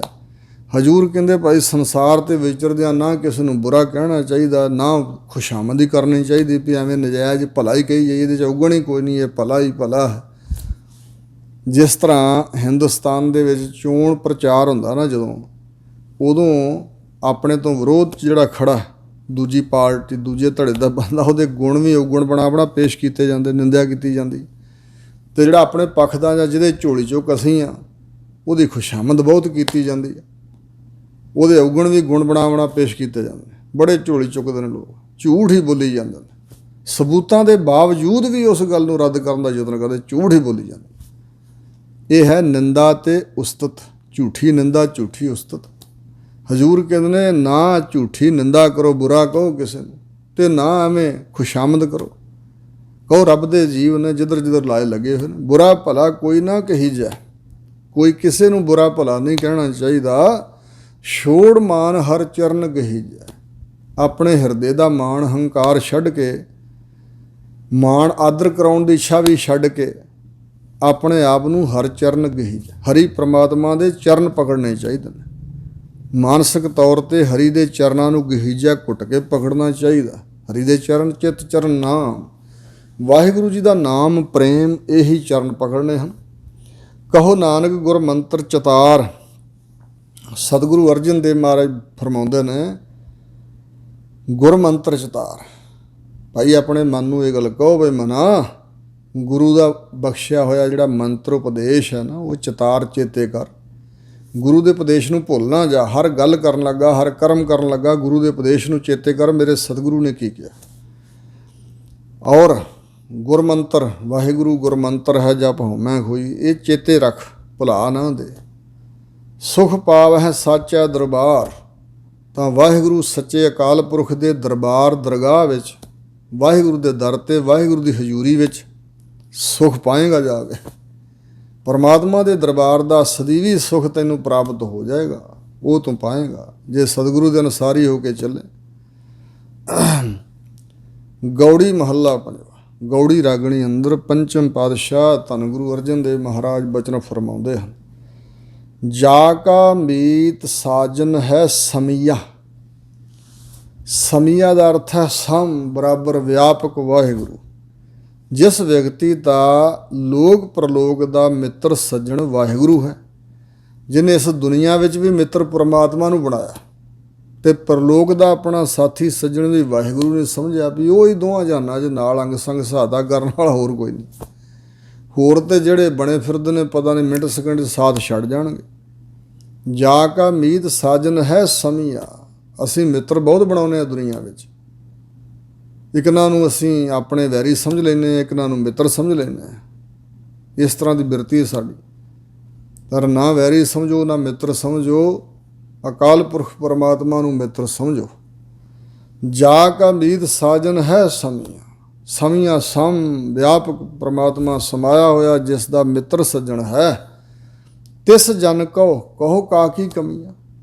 ਭਾਈ ਜਿਹਨੇ ਏਡੇ ਵੱਡੇ ਖੰਡਾਂ ਬ੍ਰਹਿਮੰਡਾਂ ਦੇ ਮਾਲਕ ਪਰਮਾਤਮਾ ਨੂੰ ਆਪਣਾ ਮਿੱਤਰ ਬਣਾਇਆ ਹੋਇਆ, ਜਿਹਦਾ ਮਿੱਤਰ ਹੀ ਉਹ ਹੈ, ਜਿਹਨੂੰ ਪ੍ਰਾਪਤ ਹੋ ਚੁੱਕਾ ਮਿੱਤਰ ਬਣ ਕੇ ਅੰਗ ਸੰਗ ਰਹਿੰਦਾ ਸਹਾਈ ਹੈ, ਜਿਹਦੇ ਨਾਲ ਵੱਡੀ ਗੰਢ ਤੁਪ ਹੋ ਗਈ ਹੈ। ਜਿਸ ਵਿਅਕਤੀ ਨੂੰ ਪਰਮਾਤਮਾ ਨੇ ਪ੍ਰਵਾਨ ਭਾਵ ਕਰ ਲਿਆ, ਪ੍ਰਵਾਨ ਕਰ ਲਿਆ, ਜਿਹਦਾ ਮਿੱਤਰ ਬਣ ਚੁੱਕਾ ਵਾਹਿਗੁਰੂ, ਉਸ ਜਨ ਨੂੰ ਦੱਸੋ ਹਾਂ ਭਾਈ ਕਿਸ ਚੀਜ਼ ਦੀ ਕਮੀ ਹੋ ਸਕਦੀ ਹੈ, ਜਿਹਦੇ ਅੱਗੇ ਸਾਰੀ ਮਾਇਆ ਸੁੱਟ ਦਿੱਤੀ ਪਰਮਾਤਮਾ ਨੇ। ਇੱਕ ਬਚਨ ਯਾਦ ਆਇਆ ਹੈ, ਪੰਜਾਬ ਦੀ ਧਰਤੀ 'ਤੇ ਇੱਕ ਜੋਗਾ ਪਿੰਡ ਹੈ, ਕਿਧਰੇ ਜੋਗਾ ਪਿੰਡ। ਉਸ ਪਿੰਡ ਦਾ ਸੀ ਭਾਈ ਬਲਵੰਤ ਸਿੰਘ, ਅਤੇ ਉਹ ਸੰਤ ਗਿਆਨੀ ਗੁਰਬਚਨ ਸਿੰਘ ਖਾਲਸਾ ਜੀ ਦੇ ਨਾਲ ਰਿਹਾ ਕਰਦਾ, ਸੇਵਾ ਕਰਦਾ ਸੀ। ਅਤੇ ਉਹ ਇੱਕ ਦਿਨ ਨਾਲ ਤੁਰਿਆ ਜਾਏ ਅਤੇ ਉਹ ਕਈ ਵਾਰੀ ਖੁਲਾਸੇ ਬਚਨ ਵੀ ਸੰਤਾਂ ਦੇ ਸਾਹਮਣੇ ਕਰ ਲੈਂਦਾ ਸੀ। ਕਿਸੇ ਰੱਬ ਦੇ ਪਿਆਰੇ ਦੀ ਕਾਰ ਲੰਘੀ ਅਤੇ ਉਹ ਮਿੱਟੀ ਘੱਟਾ ਉੱਡ ਕੇ ਉੱਪਰ ਪਿਆ ਅਤੇ ਉਹ ਕਹਿਣ ਲੱਗਾ, ਵੱਡੇ ਸੰਤ ਬਣੇ ਫਿਰਦੇ ਹੋ, ਆਹ ਵੇਖੋ ਬਾਕੀ ਸੰਤ ਕਾਰਾਂ ਲਈ ਫਿਰਦੇ ਨੇ ਅਤੇ ਆਹ ਵੇਖੋ ਸਾਡੀ ਹਾਲਤ, ਘੱਟਾ ਮਿੱਟੀ ਉੱਡ ਕੇ ਤੁਹਾਡੇ 'ਤੇ ਵੀ ਪਿਆ, ਮੇਰੇ 'ਤੇ ਵੀ ਪਿਆ। ਅਤੇ ਜੇ ਤੁਸੀਂ ਐਡੇ ਵੱਡੇ ਸੰਤ ਹੋ, ਕਥਾ ਵੀ ਕਰਦੇ ਹੋ, ਇੰਨੇ ਸਿੰਘ ਨਾਲ ਰਹੀ ਫਿਰਦੇ ਹੋ, ਕਿ ਤੂੰ ਕਾਰ ਹੀ ਲੈ ਛੱਡੋ, ਅਸੀਂ ਵੀ ਨਾਲ ਵਿੱਚ ਬਹਿ ਜਾ ਕਰੀਏ। ਤਾਂ ਮਹਾਂਪੁਰਸ਼ ਹੱਸ ਕੇ ਜੱਫੀ 'ਚ ਲੈ ਲਿਆ ਉਹਨੂੰ। ਕਹਿਣ ਲੱਗੇ, ਭਾਈ ਜੋਗਿਆ, ਆਮ ਤੌਰ 'ਤੇ ਜਥੇ 'ਚ ਉਹਨੂੰ ਭਾਈ ਜੋਗਾ ਹੀ ਕਹਿੰਦੇ ਸੀ, ਪਿੰਡ ਉਹਦਾ ਜੋਗਾ ਸੀ, ਨਾਮ ਬਲਵੰਤ ਸਿੰਘ ਸੀ। ਕਹਿਣ ਲੱਗੇ, ਸਿੰਘਾ, ਧੰਨ ਗੁਰੂ ਨਾਨਕ ਦੇਵ ਮਹਾਰਾਜ ਨੇ ਤਾਂ ਤਰਲੋਕੀ ਦੀਆਂ ਚਾਬੀਆਂ ਦਾਸ ਨੂੰ ਫੜਾਈਆਂ ਹੋਈਆਂ। ਇਹ ਕਾਰਾਂ ਕੂਰਾਂ 'ਤੇ ਬਹੁਤ ਤੁੱਛ ਜਿਹੀ ਗੱਲ ਹੈ, ਪਰ ਸਤਿਗੁਰੂ ਨਾਨਕ ਦੇਵ ਮਹਾਰਾਜ ਦੇ ਘਰ 'ਚ ਗਰੀਬੀ ਪ੍ਰਧਾਨ ਹੈ। ਉਸ ਸ਼ਕਤੀ ਨੂੰ ਜਿਹੜੀ ਸਤਿਗੁਰਾਂ ਸਾਡੇ ਅੱਗੇ ਰੱਖੀ ਹੋਈ ਹੈ, ਸਾਥੋਂ ਲੁਕਾਈ ਨਹੀਂ, ਉਹਨੂੰ ਨਹੀਂ ਵਰਤਣਾ। ਗਰੀਬੀ ਧਾਰ ਕੇ ਪੈਦਲ ਚੱਲ ਕੇ ਜਾ ਕੇ ਗੁਰੂ ਨਾਨਕ ਸਾਹਿਬ ਦੀ ਸੰਗਤ ਦੀ ਸੇਵਾ ਅਸੀਂ ਕਰਨੀ। ਸਮਾਂ ਆਵੇਗਾ, ਸੰਗਤਾਂ ਵੱਲੋਂ ਆਈ ਹੋਈ ਮਾਇਆ ਵਧੋ ਵਧੀ, ਸੰਗਤਾਂ ਗੱਡੀਆਂ ਬੱਸਾਂ ਵੀ ਲੈ ਜਾਣਗੀਆਂ। ਜਦੋਂ ਸਾਰੇ ਸਿੰਘ ਵਿੱਚ ਬਹਿ ਜਾਇਆ ਕਰਨਗੇ, ਅਸੀਂ ਵੀ ਨਾਲ ਬਹਿ ਜਾਇਆ ਕਰਾਂਗੇ। ਉਹ ਵਚਨ ਸੰਤ ਕਰਤਾਰ ਸਿੰਘ ਜੀ ਵੇਲੇ ਪੂਰਾ ਹੋਇਆ। ਵਧੋ ਵਧੀ ਸੰਗਤਾਂ ਨੇ ਗੱਡੀਆਂ ਬੱਸਾਂ ਲੈ ਕੇ ਦਿੱਤੀਆਂ ਨੇ, ਅਤੇ ਮਹਾਂਪੁਰਸ਼ ਕਹਿੰਦੇ, ਨਹੀਂ ਭਾਈ, ਅਸੀਂ ਸੋਹਲ ਹੋ ਜਾਵਾਂਗੇ, ਫਿਰ ਅਸੀਂ ਸਿੱਖੀ ਦਾ ਪ੍ਰਚਾਰ ਨਹੀਂ ਬਹੁਤਾ ਕਰਨਾ, ਅਸੀਂ ਆਰਾਮ ਫਰਮਾਉਣ ਵਾਲੇ ਨਾ ਬਣ ਜੀ, ਆਲਸੀ ਬਣ ਜਾਵਾਂਗੇ। ਪ੍ਰਧਾਨ ਗੁਰਚਰਨ ਸਿੰਘ ਟੌੜਾ ਸ਼੍ਰੋਮਣੀ ਕਮੇਟੀ ਦੇ, ਉਹਨਾਂ ਬੜਾ ਜ਼ੋਰ ਲਾਇਆ ਸੀ। ਮਹਾਂਪੁਰਸ਼ ਕਹਿੰਦੇ ਨਹੀਂ। ਸੋ ਇਸ ਪ੍ਰਕਾਰ ਇਹਨਾਂ ਰੱਬ ਦੇ ਪਿਆਰੇ ਆਪਣਾ ਆਪ ਛਪਾ ਕੇ ਰੱਖਦੇ ਨੇ, ਪਰ ਉਹਨਾਂ ਨੂੰ ਕਮੀ ਨਹੀਂ ਕੋਈ ਹੁੰਦੀ। ਜਿਵੇਂ ਭਾਈ ਗੜੀਆ ਜੀ ਨੇ ਮਿੱਟੀ ਦੇ ਥੇ ਵੱਲ ਨਜ਼ਰ ਮਾਰ ਕੇ ਮੀਆਂ ਦੌਲਾ ਫਕੀਰ ਨੂੰ ਸੋਨਾ ਬਣਾ ਕੇ ਵਿਖਾਤਾ ਸੀ ਸਾਰਾ ਕੁਛ, ਪਰ ਬੜਾ ਹੈਰਾਨ ਹੋਇਆ ਸੀ। ਕਹਿੰਦਾ, ਜੁੱਤਾ ਟੁੱਟਾ ਹੋਇਆ, ਉਂਝ ਸ਼ਕਤੀ ਇੰਨੀ ਵੀ ਤੁਸੀਂ ਠੀਕਰਾਂ ਕੰਕਰ ਰੋੜ ਹੀਰੇ ਲਾਲ ਜਵਾਹਰਾਤ ਬਣਾਉਣ ਤੇ ਮਿੱਟੀ ਸੋਨਾ ਬਣਾਉਣ ਤੇ ਇੰਨਾ ਕੁਛ ਛਪਾਇਆ ਹੋਇਆ, ਇਹ ਕੀ ਗੱਲ? ਕਹਿਣ ਲੱਗੇ, ਮੇਰੇ ਸਤਿਗੁਰੂ ਦੀ ਆਗਿਆ ਨਹੀਂ ਇਹ ਵਿਖਾਉਣ ਦੀ। ਇਹਦੇ ਨਾਲ ਫਿਰ ਆਪਣੀ ਪੂਜਾ ਹੋਣ ਲੱਗ ਪੈਂਦੀ ਹੈ, ਸਰੀਰਾਂ ਦੀ ਪੂਜਾ। ਇਉਂ ਆਦਤ ਪੈ ਜਾਂਦੀ ਲੋਕਾਂ ਨੂੰ ਸਰੀਰਾਂ ਦੀ ਪੂਜਾ ਕਰਨ ਦੀ, ਪਹਿਲਾਂ ਹੀ ਬੜੀ ਪ੍ਰਬਲ ਹੈ। ਲੋਕ ਵਾਹਿਗੁਰੂ ਨਾਲ ਮੁਹੱਬਤ ਪਿਆਰ ਨਹੀਂ ਕਰਦੇ, ਰੱਬ ਦੇ ਨਾਮ ਨਾਲ ਸ਼ਰਧਾ ਨਹੀਂ ਰੱਖਦੇ, ਅਤੇ ਸਰੀਰਾਂ ਦੀ ਪੂਜਾ ਜਾਣ ਕੇ ਵੀ ਰੱਬ ਦੇ ਸੰਤ ਨੇ, ਭਾਵੇਂ ਬਨੌਟੀ ਹੋਣ, ਘੋਖ ਪਰਖ ਵੀ ਨਹੀਂ ਕਰਦੇ, ਮੱਥੇ ਹੀ ਟੇਕੀ ਜਾਂਦੇ ਨੇ, ਕਬਰਾਂ ਨੂੰ ਵੀ ਟੇਕੀ ਜਾਂਦੇ ਆ, ਬੰਦਿਆਂ ਨੂੰ ਵੀ ਟੇਕੀ ਜਾਂਦੇ। ਅਸੀਂ ਕਹਿੰਦੇ ਆਪਣੀ ਪੂਜਾ ਕਰਾਉਣ ਨਹੀਂ ਆਏ, ਵਾਹਿਗੁਰੂ ਦਾ ਸਿਮਰਨ ਕਰਾਉਣ ਆਏ, ਪਰਮਾਤਮਾ ਦੇ ਨਾਲ ਜੋੜਨਾ ਚਾਹੀਦਾ। ਅਸੀਂ ਤਾਂ ਉਹਦੇ ਪੈਦਾ ਕੀਤੇ ਜੀਵ ਹਾਂ, ਪਰ ਉਹਨਾਂ ਨੂੰ ਕਮੀ ਕੋਈ ਨਹੀਂ। ਜੋ ਮਨ ਚਿੱਤ ਇੱਕ ਅਰਾਧ ਦੇ ਤਿਨ ਕੀ, ਬਰਕਤ ਖਾਹੇ ਅਸੰਖ ਕਰੋੜੇ। ਬਰਕਤ ਦੇ ਕੱਕੇ ਨੂੰ ਤੱਤੇ ਨੂੰ ਸਿਆਰੀ। ਜੋ ਮਨ ਚਿੱਤ ਇਕਾਗਰ ਕਰਕੇ ਇੱਕ ਪਰਮਾਤਮਾ ਦਾ ਆਰਾਧਨ ਕਰਦੇ ਹਨ, ਉਹਨਾਂ ਦੀ ਕਮਾਈ ਦੀ ਬਰਕਤ ਦੁਆਰਾ ਅਣਗਿਣਤ ਕਰੋੜਾਂ ਲੋਕ ਸੁੱਖ ਭੋਗਦੇ ਨੇ, ਖਾਂਦੇ ਭਾਵ ਭੋਗਦੇ ਪੁੰਚਦੇ ਨੇ। ਸੋ ਹਜ਼ੂਰ ਕਹਿੰਦੇ ਨੇ, ਤਿਸ ਜਨ ਕਉ ਕਹੋ ਕਾਗੀ ਕਮੀਆਂ, ਜਿਵੇਂ ਬਚਨ ਰਿੱਧ ਸਿਧ ਜਾ ਕੋ ਫਰੀ ਤਬ ਕਾਹੂ ਸਿਉ ਕਿਆ ਕਾਜ। ਉਹਨਾਂ ਨੂੰ ਕਿਸੇ ਨਾਲ ਕੋਈ ਕੰਮ ਨਹੀਂ ਹੈ, ਤਾਂ ਹੀ ਕਿਸੇ ਦਾ ਅਧੀਨ ਨਹੀਂ ਹੁੰਦੇ ਉਹ ਰੱਬ ਦੇ ਪਿਆਰੇ, ਪਰ ਹੰਕਾਰ ਵੀ ਨਹੀਂ ਕਰਦੇ ਤੇ ਆਪਣੀ ਸ਼ਕਤੀ ਥੋੜ੍ਹੀ ਕਿਤਿਆਂ ਵਿਖਾਉਂਦੇ ਵੀ ਨਹੀਂ। ਸੋ ਇਸ ਪ੍ਰਕਾਰ ਜਾ ਕੀ ਪ੍ਰੀਤ ਗੋਬਿੰਦ ਸਿਉ ਲਾਗੀ, ਜਿਸ ਗੁਰਮੁਖ ਦੀ ਪ੍ਰੀਤ, ਜਿਸ ਭਗਤ ਦੀ ਪ੍ਰੀਤ, ਹਿਰਦੇ ਦੀ ਪ੍ਰੀਤ, ਗੋਬਿੰਦ ਜੋ ਗੁਰਾਂ ਦੀ ਬਾਣੀ ਕਰਕੇ ਬਿੰਦ ਜਾਣਿਆ ਜਾਂਦਾ ਹੈ, ਜੋ ਗੋ ਸ੍ਰਿਸ਼ਟੀ ਦਾ ਬਿੰਦ ਰੱਖਿਅਕ ਹੈ, ਜੋ ਗੋ ਇੰਦਰੀਆਂ ਦਾ ਬਿੰਦ ਪ੍ਰਕਾਸ਼ਕ ਹੈ। ਇਹ ਅਰਥ ਨੇ ਗੋਬਿੰਦ ਸ਼ਬਦ ਦੇ ਕੀਤੇ। ਜਿਸ ਦੀ ਪ੍ਰੀਤ ਗੋਬਿੰਦ ਭਾਵ ਵਾਹਿਗੁਰੂ ਨਾਲ ਲੱਗੀ ਹੈ, ਦੁੱਖ ਦਰਦ ਭ੍ਰਮਤਾ ਕਾ ਭਾਗੀ, ਉਹਦਾ ਕੋਈ ਉਹਨੂੰ ਦੁੱਖ ਨਹੀਂ ਸਤਾ ਸਕਦਾ। ਦੁੱਖ ਕੋਈ ਦਰਦ ਪੀੜਾ, ਦੁੱਖ ਵਿਛੋੜੇ ਦਾ, ਦਰਦ ਜੰਮਣ ਮਰਨ ਦੀ ਪੀੜਾ, ਭਰਮ ਭਟਕਣਾ ਮਨ ਦੀ, ਦੁੱਖ ਦਰਦ ਭਰਮ ਉਸ ਦਾ ਭੱਜ ਜਾਂਦਾ, ਨੱਠ ਜਾਂਦਾ ਉਹਦੇ ਨੇੜੇ।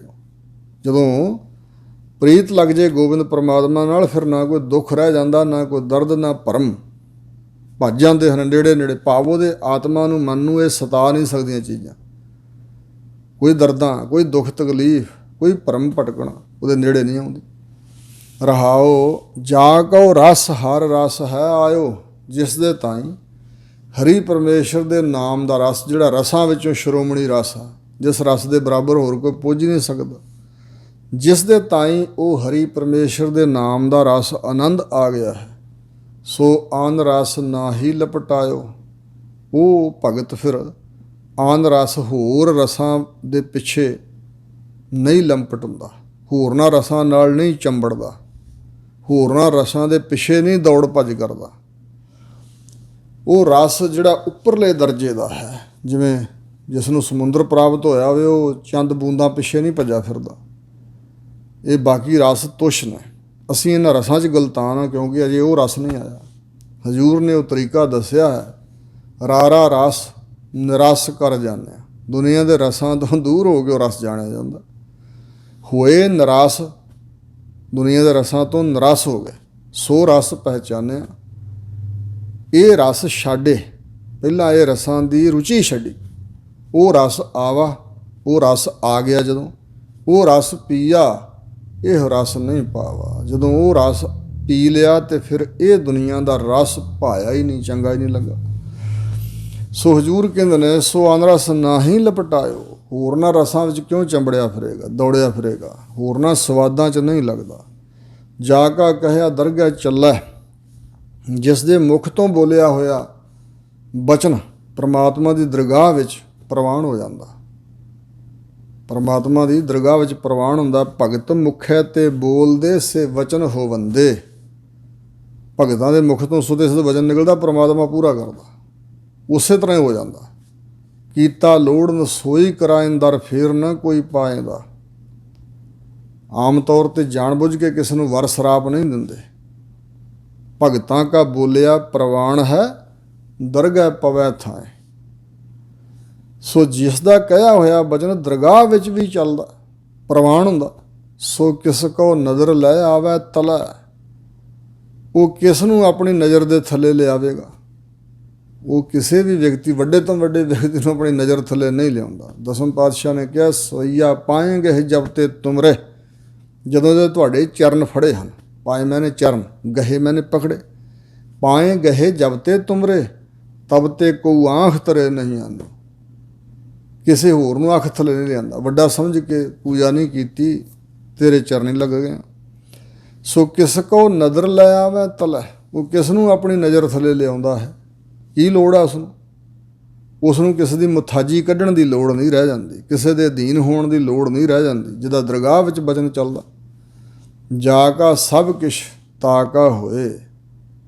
ਜਿਸ ਪਰਮਾਤਮਾ ਦਾ ਸਾਰਾ ਕੁਛ ਹੀ ਬਣਾਇਆ ਹੋਇਆ, ਜਿਹੜਾ ਵਿਅਕਤੀ ਤਾ ਕਾ ਹੋਏ ਉਸ ਦਾ ਹੋ ਜਾਂਦਾ। ਜਿਹੜਾ ਜਿਸ ਪਰਮਾਤਮਾ ਦਾ ਸਭ ਕੁਛ ਹੈ ਤੇ ਸਭ ਕੁਛ ਨੂੰ ਛੱਡ ਕੇ ਜਿਹੜਾ ਉਸ ਵਾਹਿਗੁਰੂ ਦਾ ਹੋ ਜਾਂਦਾ ਹੈ। ਸਾਡੀ ਤੇ ਹਾਲਤ ਹੈ ਨਾ, ਦਾਤ ਪਿਆਰੀ ਵਿਸਰਿਆ ਦਾ ਦਰ। ਉਹਦੀਆਂ ਦਿੱਤੀਆਂ ਦਾਤਾਂ ਪਿਆਰੀਆਂ ਤੇ ਹੋਰ ਮੰਗੀ ਜਾਂਦੇ, ਦਾਤਾਰ ਨਾਲ ਸਾਂਝ ਹੀ ਕੋਈ ਨਹੀਂ। ਪਰ ਜੋ ਦਾਤਾਰ ਨਾਲ ਜੁੜ ਜਾਂਦਾ, ਨਾਨਕ ਤਾਕੋ ਸਦਾ ਸੁਖ ਹੋਏ। ਹਜ਼ੂਰ ਗੁਰੂ ਅਰਜਨ ਸਾਹਿਬ ਜੀ ਕਹਿੰਦੇ ਨੇ, ਤਿਸ ਵਿਅਕਤੀ ਦੇ ਤਾਈਂ ਸਦਾ ਦਾ ਸੁਖ ਪ੍ਰਾਪਤ ਹੋ ਜਾਂਦਾ। ਆਤਮਿਕ ਸੁਖ ਐਸਾ ਹੈ ਕਿ ਜੋ ਕਦੇ ਨਾਸ ਨਹੀਂ ਹੁੰਦਾ, ਸਦਾ ਦਾ ਸੁਖ ਉਹ ਹੈ। ਹੋਰ ਜਿਹੜੇ ਦੁਨੀਆਦਾਰੀ ਵਾਲੇ ਸੁੱਖ ਨੇ, ਇਹਨਾਂ ਸੁੱਖਾਂ ਪਿੱਛੇ ਤਾਂ ਹਮੇਸ਼ਾ ਦੁੱਖ ਛੁਪੇ ਹੋਏ ਨੇ। ਸੁਖ ਕੋ ਮੰਗੈ ਸਭ ਕੋ ਦੁੱਖ ਨਾ ਮੰਗੈ ਕੋਏ, ਦੁੱਖ ਦੀਆਂ ਪੰਡਾ ਖੁੱਲੀਆਂ ਸੁਖ ਨਾ ਨਿਕਲਿਓ ਕੋਏ। ਜਿਹਨਾਂ ਨੂੰ ਸੁੱਖ ਸਮਝ ਕੇ ਮੰਗਦੇ ਰਹੇ, ਜਦੋਂ ਫਰੋਲ ਕੇ ਵੇਖੇ ਤੇ ਉਹ ਦੁੱਖ ਦੀਆਂ ਪੰਡਾਂ ਸੀ। ਅਸਲ ਵਿੱਚ ਅਸੀਂ ਮੰਗਿਆ ਸੀ, ਪਰ ਸਾਨੂੰ ਪਤਾ ਨਹੀਂ ਸੀ ਉਹ ਹੈ ਦੁੱਖ ਸੀ।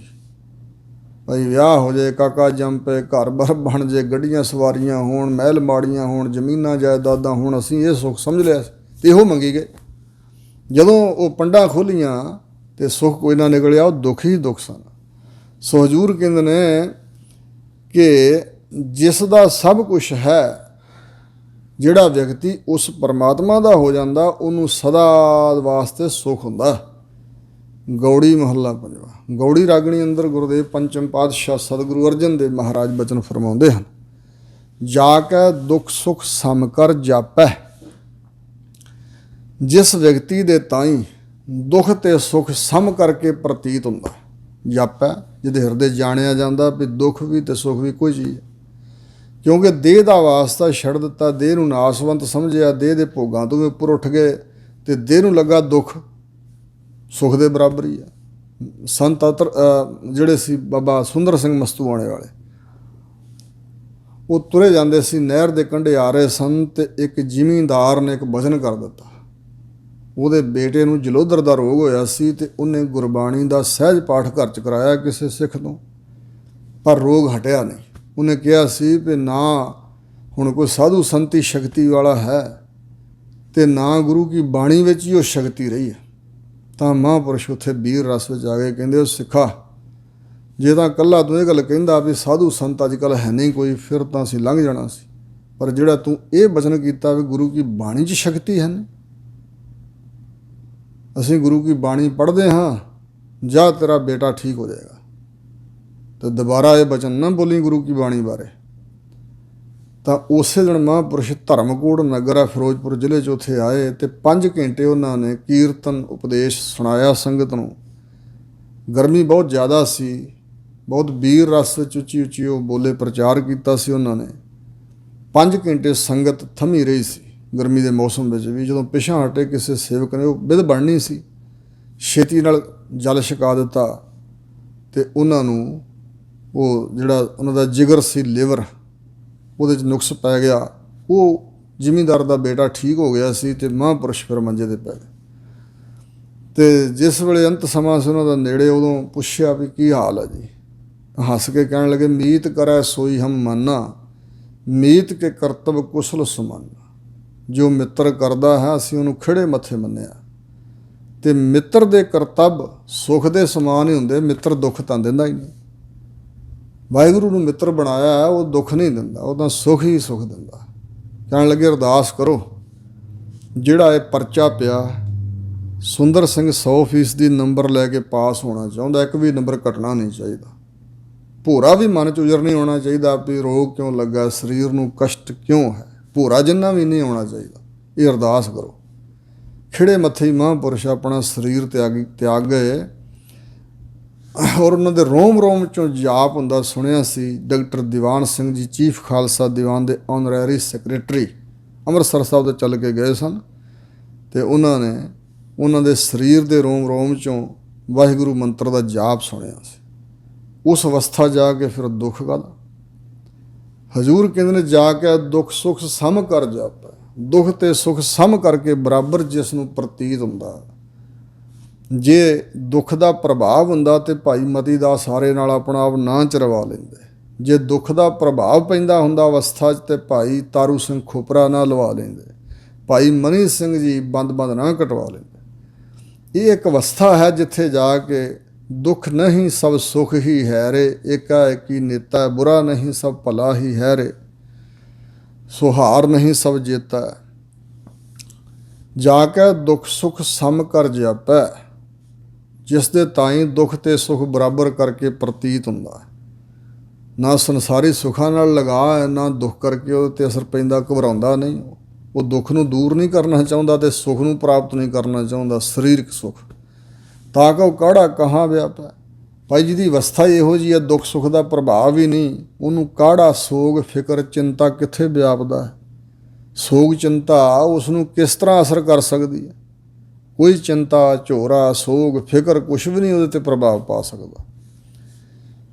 ਦਾਸ ਇੱਕ ਵਾਰੀ ਅਨੰਦਪੁਰ ਸਾਹਿਬ ਮਹਾਂਪੁਰਸ਼ ਸੱਚਖੰਡ ਵਾਸੀ ਬਾਬਾ ਠਾਕੁਰ ਸਿੰਘ ਦੇ ਨਾਲ ਸੀ ਅਤੇ ਸ਼ਹੀਦੀ ਬਾਗ ਬਾਬਾ ਕੀਰਤਨ ਸਿੰਘ ਸਾਹਿਬ ਦੇ ਕੋਲ ਗਏ ਮਹਾਂਪੁਰਸ਼। ਤਾਂ ਸਾਨੂੰ ਕਹਿਣ ਲੱਗੇ ਵੀ ਮਹਾਂਪੁਰਸ਼ਾਂ ਦੀ ਸੇਵਾ ਕਰੋ। ਅਸੀਂ ਉਹਨਾਂ ਦੀ ਮੁੱਠੀ ਚਾਪੀ ਕਰਨ ਲੱਗ ਪਏ। ਅਤੇ ਉਹ ਸਾਰੇ ਸਿੰਘਾਂ ਨਾਲ ਹੀ ਵੈਸੇ ਤਾਂ ਬਹੁਤ ਪਿਆਰ ਕਰਦੇ ਸਨ, ਪਰ ਮੇਰੇ ਨਾਲ ਪਹਿਲਾਂ ਕੁਛ ਉਹਨਾਂ ਦੀ ਵਾਕਬੀ ਸੀ। ਕਥਾ ਕਰਦਿਆਂ ਉਹਨਾਂ ਮੈਨੂੰ ਵੇਖਿਆ ਸੀ, ਤਾਂ ਮੈਨੂੰ ਉਹਨਾਂ ਹੱਥ ਨਾਲ ਇਸ਼ਾਰਾ ਕੀਤਾ ਵੀ ਉਰੇ ਕੰਨ ਕਰ ਆਪਣਾ।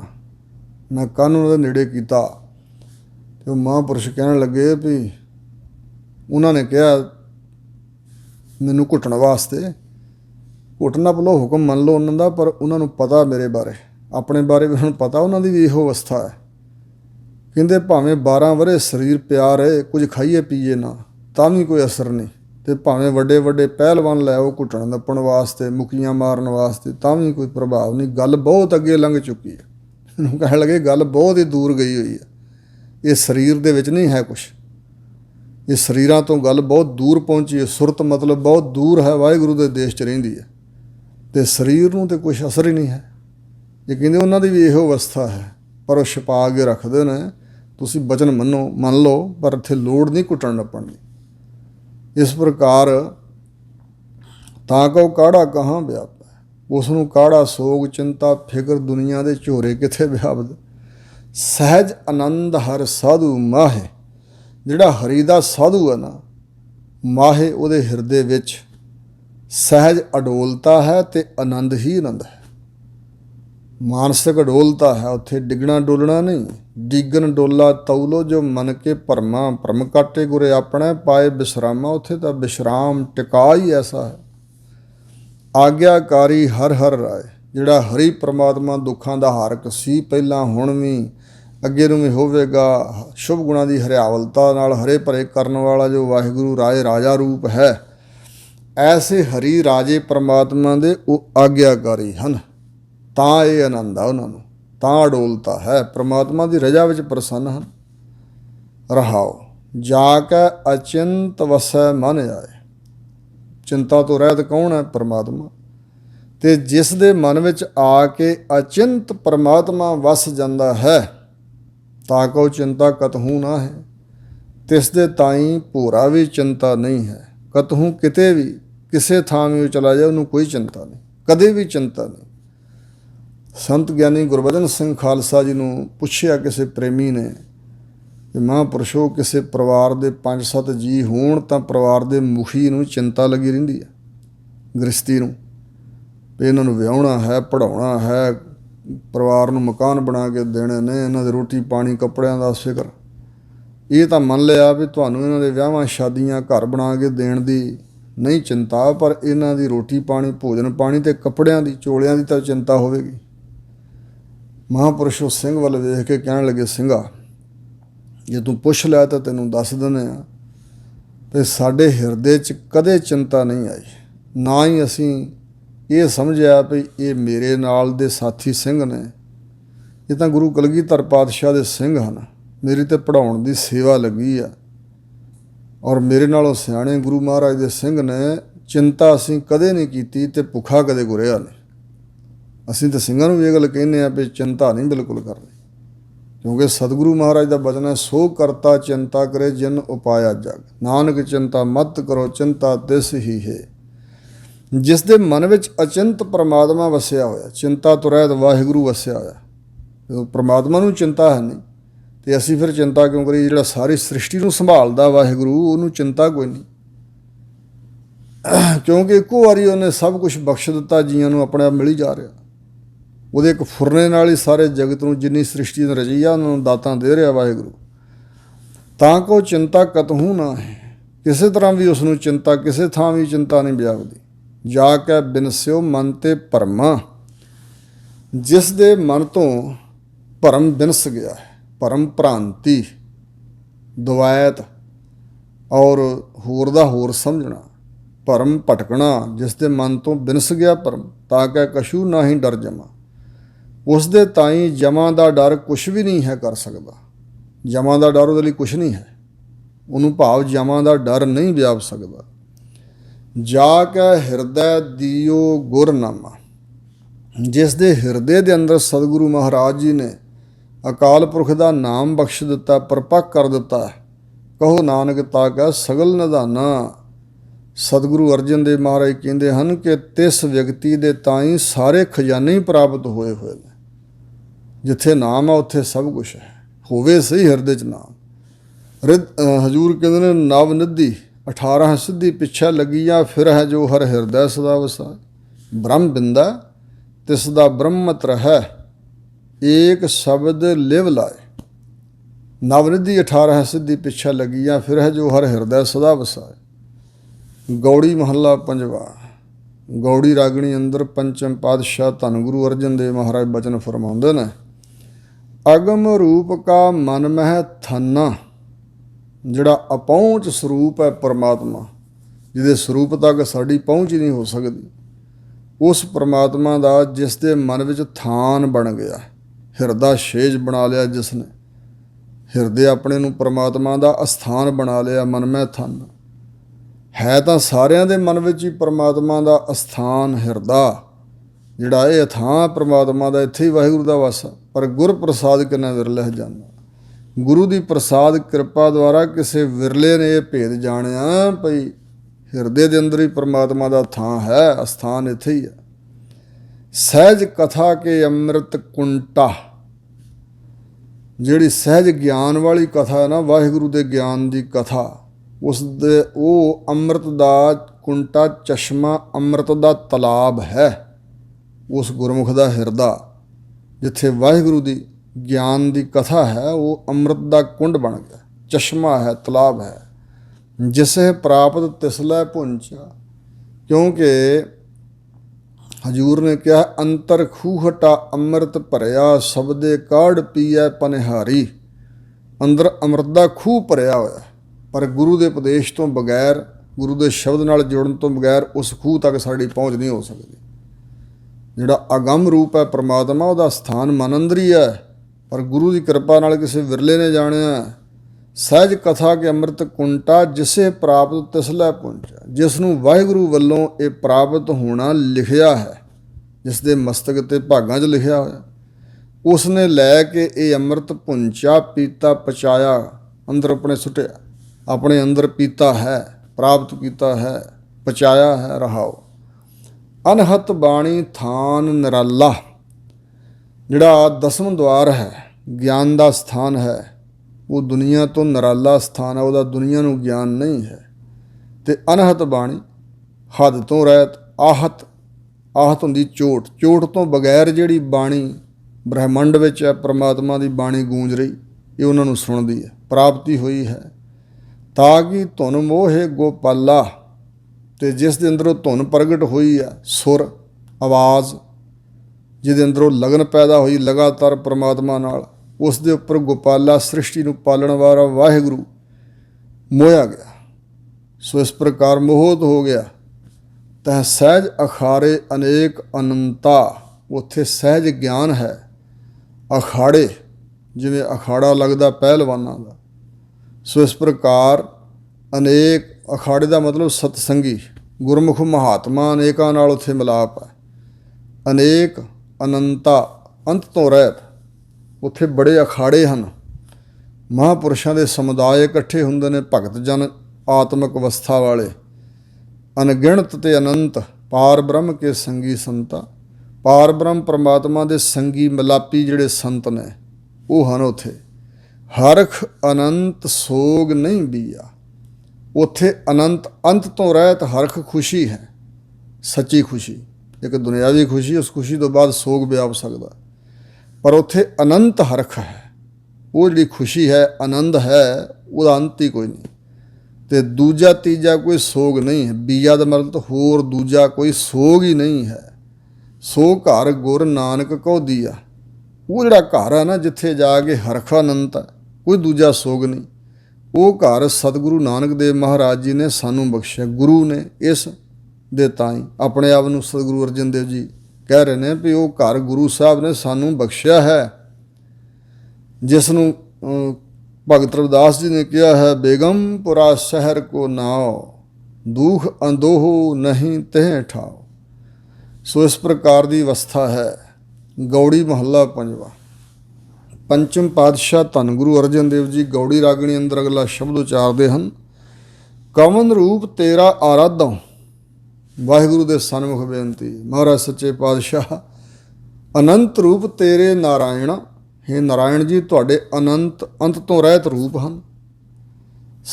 ਨਿਰਗੁਣ ਰੂਪ ਵਿੱਚ ਕਿੱਦਾਂ ਤੁਹਾਡੀ ਆਰਾਧਨਾ ਕਰੀਏ। ਜੋ ਨਿਰਗੁਣ ਸਰੂਪ ਆਪ ਜੀ ਦਾ, ਮਾਇਆ ਦੇ ਤਿੰਨਾਂ ਗੁਣਾਂ ਤੋਂ ਰਹਿਤ, ਘਟ ਘਟ ਵਿੱਚ ਵਿਆਪਕ ਬੇਅੰਤ ਸਰੂਪ ਵਿਰਾਟ ਰੂਪ ਆਪ ਜੀ ਦਾ, ਉਹ ਕਿਵੇਂ ਆਰਾਧਨਾ ਕਰੀਏ, ਉਹਦੀ ਉਪਾਸਨਾ ਕਿਵੇਂ ਕਰੀਏ, ਕਿਵੇਂ ਉਹਦਾ ਧਿਆਨ ਧਰੀਏ। ਅਤੇ ਜਿਹੜਾ ਸਰਗੁਣ ਰੂਪ ਹੈ, ਸਰਗੁਣ ਰੂਪ ਵਿੱਚ ਸਾਰੇ ਜੀਵ ਆ ਜਾਂਦੇ ਨੇ। ਇਹ ਆਕਾਰ ਤੇਰਾ ਹੈ ਧਾਰਾ, ਕਿਹਦਾ ਕਿਹਦਾ ਫਿਰ ਧਿਆਨ ਧਰੀਏ। ਮਹਾਰਾਜ ਸੱਚੇ ਪਾਤਸ਼ਾਹ ਅਕਾਲ ਪੁਰਖ ਜੀ ਤੁਹਾਡੇ ਕਿਹੜੇ ਸਰੂਪ ਦਾ ਆਰਾਧਨ ਕਰੀਏ, ਕਿਸ ਸਰੂਪ ਦੀ ਉਪਾਸਨਾ ਕਰੀਏ, ਸਾਨੂੰ ਤਾਂ ਪਤਾ ਹੀ ਨਹੀਂ ਲੱਗਦਾ। ਤੇਰਾ ਅੰਤ ਹੋਵੇ ਤਾਂ ਕੋਈ ਪਤਾ ਲੱਗੇ। ਕਵਨ ਜੋਗ ਕਾਇਆ ਲੈ ਸਾਧੋਂ, ਅਤੇ ਕਿਹੜਾ ਯੋਗ ਪ੍ਰਾਪਤ ਕਰਕੇ ਉਸ ਯੋਗ ਦੀ ਸਾਧਨਾ ਰਾਹੀਂ ਮੈਂ ਕਾਇਆ ਨੂੰ ਸਾਧ ਲਵਾਂ, ਕਾਇਆ ਨੂੰ ਕਾਬੂ 'ਚ ਕਰ ਲਵਾਂ।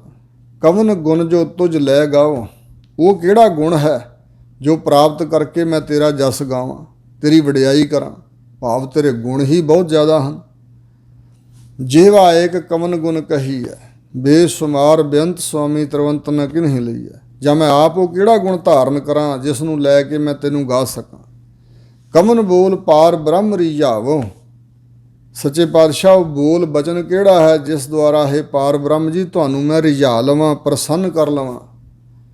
ਜਪਜੀ ਸਾਹਿਬ 'ਚ ਕਿਹਾ ਹੈ, ਭਾਖਿਆ ਭਾਉ ਅਪਾਰ, ਅਤੇ ਕਿਹਾ ਅੰਮ੍ਰਿਤ ਵੇਲਾ ਸਚ ਨਾਉ ਵਡਿਆਈ ਵਿਚਾਰ। ਸੋ ਰਹਾਓ ਕਵਨ ਸੋ ਪੂਜਾ ਤੇਰੀ ਕਰੋ। ਹਜ਼ੂਰ ਕਹਿੰਦੇ ਨੇ ਉਹ ਕਿਹੜੀ ਤੇਰੀ ਪੂਜਾ ਮੈਂ ਕਰਾਂ ਜਿਸ ਦੁਆਰਾ ਤੈਨੂੰ ਮੈਂ ਪ੍ਰਾਪਤ ਕਰ ਲਵਾਂ। ਕਿਸ ਤਰ੍ਹਾਂ ਦੀ ਤੇਰੀ ਪੂਜਾ ਕਰਾਂ। ਲੋਕ ਕਰਦੇ ਨੇ ਪਰ ਮੈਂ ਕਿਸ ਤਰ੍ਹਾਂ ਦੀ ਕਰਾਂ। ਕਵਨ ਸੋ ਵਿਧ ਜਿਤ ਭਵਜਲ ਤਰੋਂ, ਉਹ ਕਿਹੜੀ ਵਿਧੀ ਮੈਨੂੰ ਤੁਸੀਂ ਦੱਸੋ ਜਿਸ ਦੁਆਰਾ ਮੈਂ ਸੰਸਾਰ ਭਵਜਲ ਤੋਂ ਤਰ ਜਾਵਾਂ। ਕਵਨ ਤਪ ਜਿਤ ਤਪੀਆ ਹੋਏ, ਕਿਹੜਾ ਉਹ ਅਸਲ ਤਪ ਹੈ ਜਿਸ ਰਾਹੀਂ ਮੈਂ ਅਸਲੀ ਤਪੀਆ ਹੋ ਜਾਵਾਂ। ਕਵਨ ਸੋ ਨਾਮ ਹੋ ਮੈਂ ਵੱਲ ਖੋਏ, ਕਿਹੜਾ ਉਹ ਨਾਮ ਹੈ ਜੋ ਹੰਗਤਾ ਦੀ ਮਮਤਾ ਦੀ ਮੈਲ ਨੂੰ ਖੋਏ ਨਾਸ ਕਰ ਦੇਵੇ। ਤਾਂ ਹਜ਼ੂਰ ਹੁਣ ਦੱਸਦੇ ਨੇ ਗੁਣ ਪੂਜਾ ਗਿਆਨ ਧਿਆਨ ਨਾਨਕ ਸਗਲ ਘਾਲ। ਉਹ ਗੁਣ, ਉਹ ਪੂਜਾ, ਉਹ ਗਿਆਨ ਜਾਣਕਾਰੀ, ਉਹ ਧਿਆਨ ਸਿਮਰਨ, ਸਾਰੀਆਂ ਘਾਲਾਂ ਘਾਲਣੀਆਂ ਕੀ ਹਨ। ਜਿਸ ਕਰ ਕਿਰਪਾ ਸਤਿਗੁਰ ਮਿਲਿਆ ਦਇਆ, ਜਿਸ ਦੇ ਉੱਪਰ ਕਿਰਪਾ ਕਰਕੇ ਦਿਆਲੂ ਸਤਿਗੁਰੂ ਜੀ ਮਿਲ ਪੈਂਦੇ ਹਨ, ਉਹਦੇ 'ਚ ਸਾਰੇ ਉਹਨੂੰ ਗੁਣ ਪ੍ਰਾਪਤ ਹੋਏ, ਗੁਣਾਂ ਦਾ ਫਲ ਮਿਲ ਗਿਆ। ਉਹਦੀ ਕੀਤੀ ਪੂਜਾ, ਉਹਦਾ ਗਿਆਨ ਧਿਆਨ ਸਾਰੀਆਂ ਘਾਲਣਾ, ਮਤਲਬ ਉਹਨੇ ਘਾਲ ਲਈਆਂ। ਉਹਨੂੰ ਗਿਆਨ ਦਾ ਫਲ ਵੀ ਮਿਲ ਗਿਆ, ਧਿਆਨ ਦਾ ਵੀ, ਘਾਲਣਾ ਦਾ ਵੀ, ਸਭ ਕੁਝ ਵਿੱਚ ਆ ਗਿਆ ਜਿਸ ਨੂੰ ਸਤਿਗੁਰੂ ਜੀ ਕਿਰਪਾ ਕਰਕੇ ਮਿਲ ਪੈਂਦੇ। ਤੇ ਸਹੀ ਗੁਣ ਤਿਨ ਹੀ ਪ੍ਰਭ ਜਾਤਾ, ਉਸ ਨੂੰ ਹੀ ਸਾਰੇ ਗੁਣ ਪ੍ਰਾਪਤ ਨੇ। ਉਸਨੇ ਹੀ ਪ੍ਰਭੂ ਨੂੰ ਜਾਣਿਆ ਹੈ। ਕਿਸਨੇ ਜੀ, ਜਿਸ ਕੀ ਮਾਨ ਲੈ ਸੁਖ ਦਾਤਾ, ਜਿਹਦੀ ਭਾਵਨਾ ਨਾਲ ਕੀਤਾ ਕੋਈ ਵੀ ਕਰਮ, ਜਿਸ ਦੀ ਭਾਵਨਾ ਸੁੱਖਾਂ ਦਾ ਦਾਤਾ ਪਰਮਾਤਮਾ ਮੰਨ ਲੈ, ਜਿਹੜੀ ਕੀਤੀ ਘਾਲ ਉਸ ਵਾਹਿਗੁਰੂ ਦੇ ਦਰ 'ਤੇ ਮੰਨੀ ਜਾਏ, ਪ੍ਰਵਾਨ ਹੋ ਜਾਏ। ਜਾਂ ਕਿ ਭਗਤ ਮੇਰਾ ਪ੍ਰਭ ਮੰਨ, ਸੋਈ ਭਗਤ ਗਿਆਨੀ ਧਿਆਨੀ ਤਪਾ ਸੋਈ, ਨਾਨਕ ਜਾਗੋ ਕਿਰਪਾ ਕੀਜੈ। ਇਹੀ ਸਥਾਨ 'ਤੇ ਇੱਥੇ ਬਿਆਨ ਕੀਤਾ ਵੀ ਉਹਦੇ ਧਾਰਨ ਕੀਤੇ ਗੁਣ ਸਫਲੇ ਨੇ, ਉਹਨੇ ਹੀ ਪਰਮਾਤਮਾ ਨੂੰ ਜਾਣ ਲਿਆ। ਜਿਸ ਦੀ ਘਾਲ ਘਾਲੀ, ਜਿਸ ਦੀ ਭਾਵਨਾ, ਜਿਸ ਦੀ ਕਮਾਈ ਸੁੱਖਾਂ ਦਾ ਦਾਤਾ ਵਾਹਿਗੁਰੂ ਪ੍ਰਵਾਨ ਕਰ ਲੈਂਦਾ। ਰਹਾਉ ਦੂਜਾ, ਇਸ ਸ਼ਬਦ ਵਿੱਚ ਸਤਿਗੁਰੂ ਮਹਾਰਾਜ ਜੀ ਨੇ 2 ਰਹਾਉ ਉਚਾਰਨ ਕੀਤੇ ਹਨ। ਸਤਿਗੁਰੂ ਦੀ ਆਪਣੀ ਸੁਤੰਤਰਤਾ ਹੈ। ਕਈ ਵਾਰੀ ਪਹਿਲੇ ਰਹਾਉ 'ਚ ਪ੍ਰਸ਼ਨ ਹੁੰਦਾ, ਦੂਜੇ ਜਵਾਬ ਹੁੰਦਾ, ਅਤੇ ਕਈ ਵਾਰੀ ਉਂਝ ਵੀ ਸਤਿਗੁਰੂ ਮਹਾਰਾਜ ਨੇ 4 ਰਹਾਉ ਵੀ ਕਈ ਸ਼ਬਦਾਂ 'ਚ ਉਚਾਰੇ ਹਨ। ਅੱਜ ਹਜ਼ੂਰ ਦੇ ਮੁੱਖ ਵਾਕ ਬਚਨਾਂ ਦੀ ਵਿਚਾਰ ਕਰਦਿਆਂ ਤੁਛ ਬੁੱਧੀ ਹੋਣ ਕਰਕੇ ਬੇਅੰਤ ਭੁੱਲਾਂ ਹੋਈਆਂ ਹੋਣਗੀਆਂ। ਸਤਿਗੁਰੂ ਮਹਾਰਾਜ ਅਤੇ ਗੁਰੂ ਕੀ ਸੰਗਤ ਨੇ ਖਿਮਾ ਕਰਨੀਆਂ। ਅੱਗੇ ਵਾਸਤੇ ਸੁਮਤ ਬਖਸ਼ਣੀ ਜੀ। ਵਾਹਿਗੁਰੂ ਜੀ ਕਾ ਖਾਲਸਾ, ਵਾਹਿਗੁਰੂ ਜੀ ਕੀ ਫਤਿਹ।